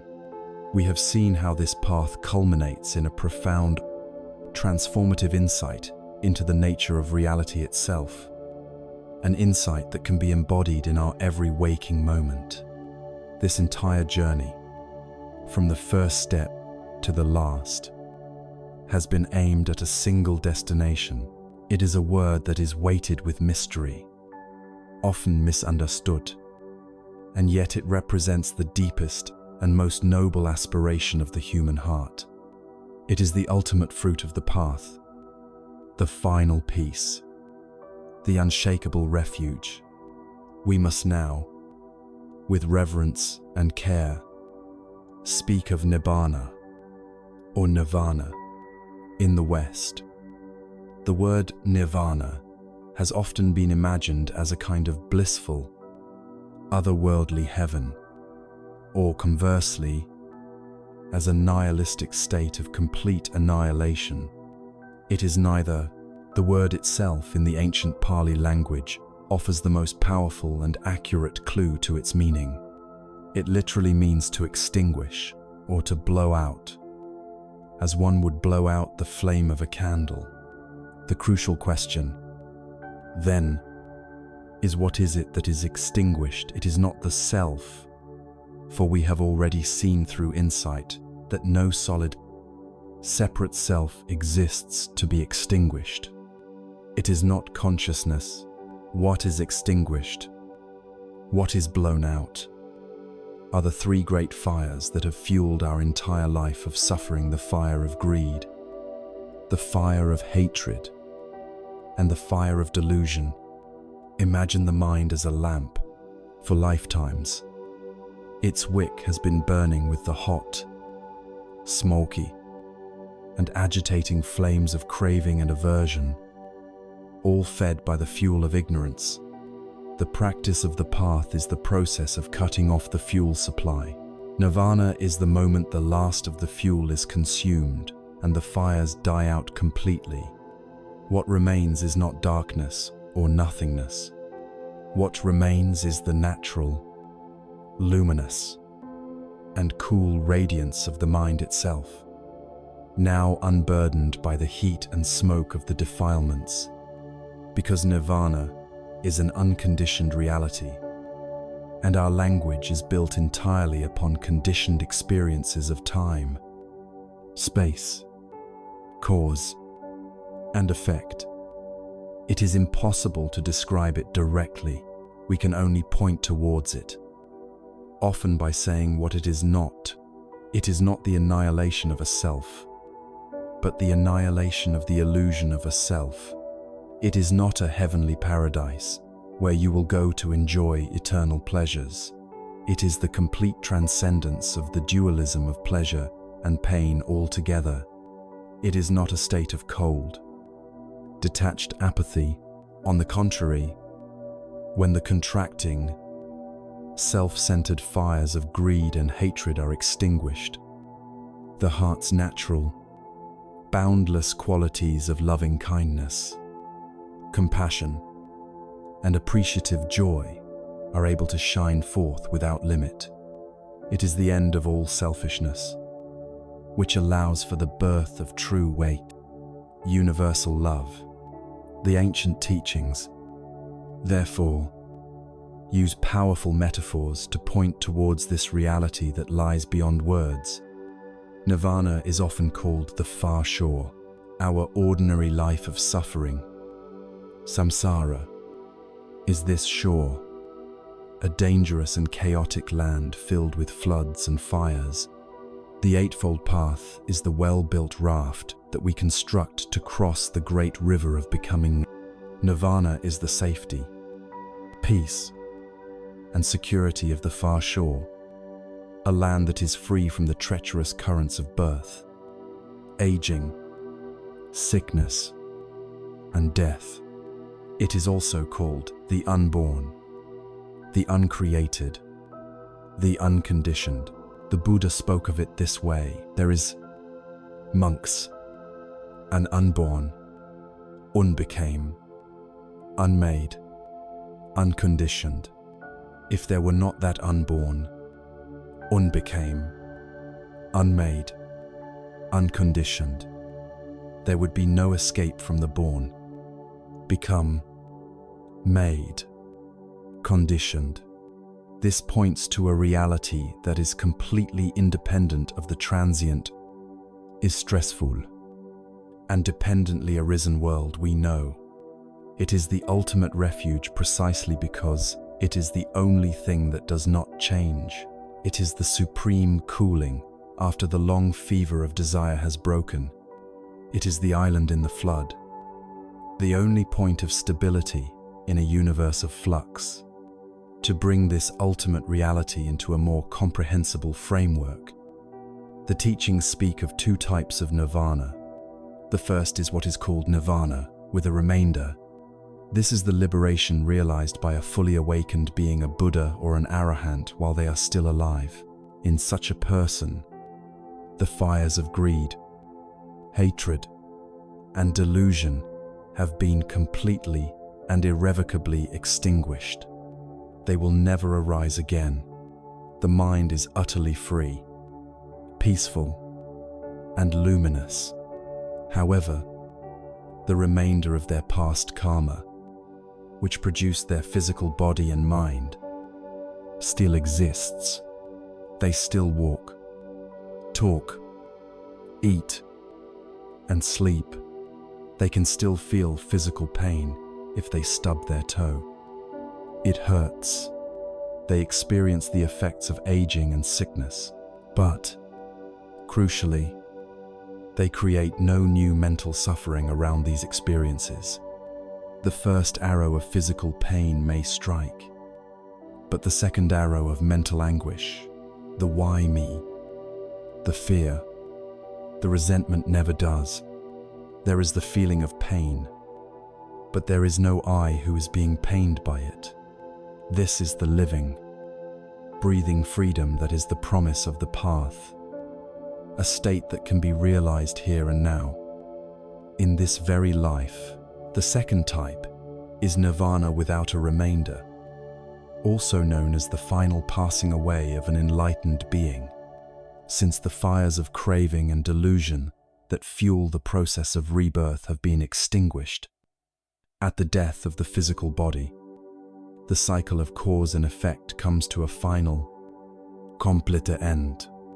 The five aggregates the body: feelings, perceptions, mental formations, and consciousness, which make up the phenomenal person, dissolve completely and do not re-arise in any form. What happens then? Does the enlightened being exist? Do they not exist? Do they both exist and not exist? Do they neither exist nor not exist? To all these questions, the Buddha remained silent, because all these concepts are products of a conditioned mind and are utterly inadequate to describe the unconditioned. To speculate is fruitless. It is simply the final, irreversible cessation of all suffering, the ultimate peace, the end of the story, the promise of this path.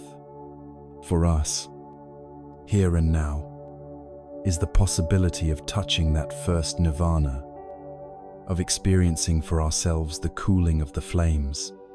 It is not some impossibly distant goal, but a quality of peace and freedom that we can taste in this life. Every moment of true letting go, every act of selfless compassion, every instance of silent, spacious awareness is a small taste of nirvana. These moments are the glimmers of the far shore, reminding us of what is possible and giving us the faith to continue on our journey. And so, our long exploration of the path comes to a close. We have journeyed from the familiar shores of our own discontent, across the great river of practice, to the furthest horizon of human potential.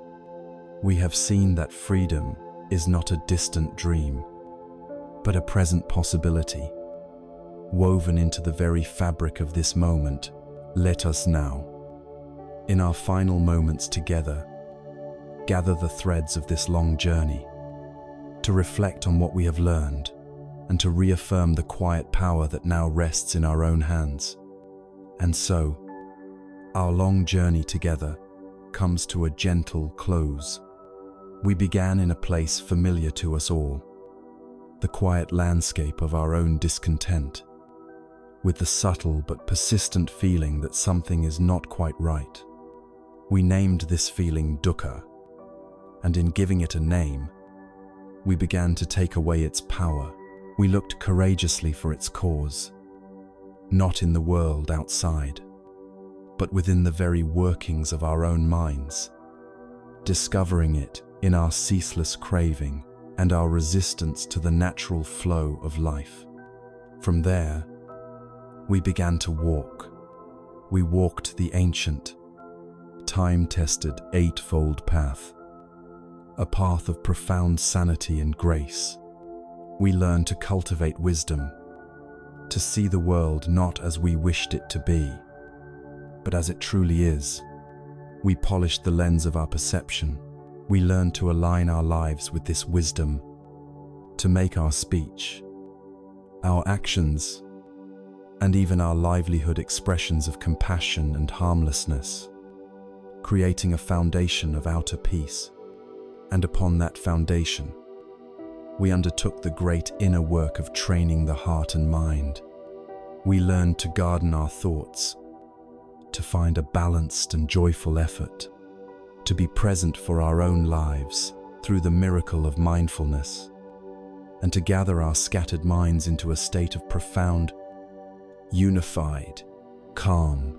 We took that sharpened, peaceful mind and used it as an instrument of discovery.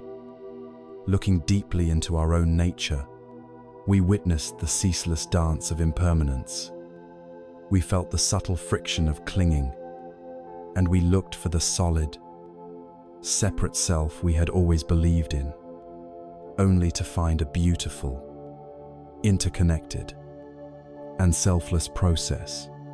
This seeing, this direct insight, was the dawn of a new freedom. And finally, we looked toward the ultimate horizon, towards the unshakable peace of nirvana, the final extinguishing of the fires of suffering. If there is one single truth to carry with you from our time together, let it be this: peace is not a distant destination you must struggle to reach. It is not something you need to acquire, to build, or to earn. It is your fundamental nature. It is the vast, silent, and ever-present sky of your own awareness. The anxiety, the anger, the craving, these are merely clouds. We have spent our lives chasing the clouds, trying to arrange them, or desperately wishing for them to go away.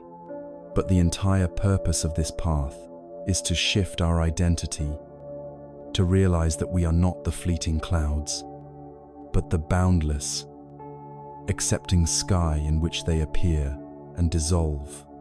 The path is not a process of adding anything to yourself. It is a process of subtraction, of letting go. It is the gentle removal of the layers of ignorance and fear that have obscured the peace that has been here, waiting for you, all along. The tools for this journey are not exotic or remote. They are now in your hands. The ultimate laboratory for this discovery is your own mind and body. Your breath, right now, is the perfect anchor to the present moment. Your every feeling is an opportunity to practice non-clinging. Your every interaction is a chance to cultivate compassion. The path is not under some distant Bodhi tree in an ancient land. The path is the very ground beneath your feet. In this moment, you have within you, right now, the innate capacity to be free. May you be patient with yourself. May you be kind to yourself. And may you walk on with courage, with grace, and in peace.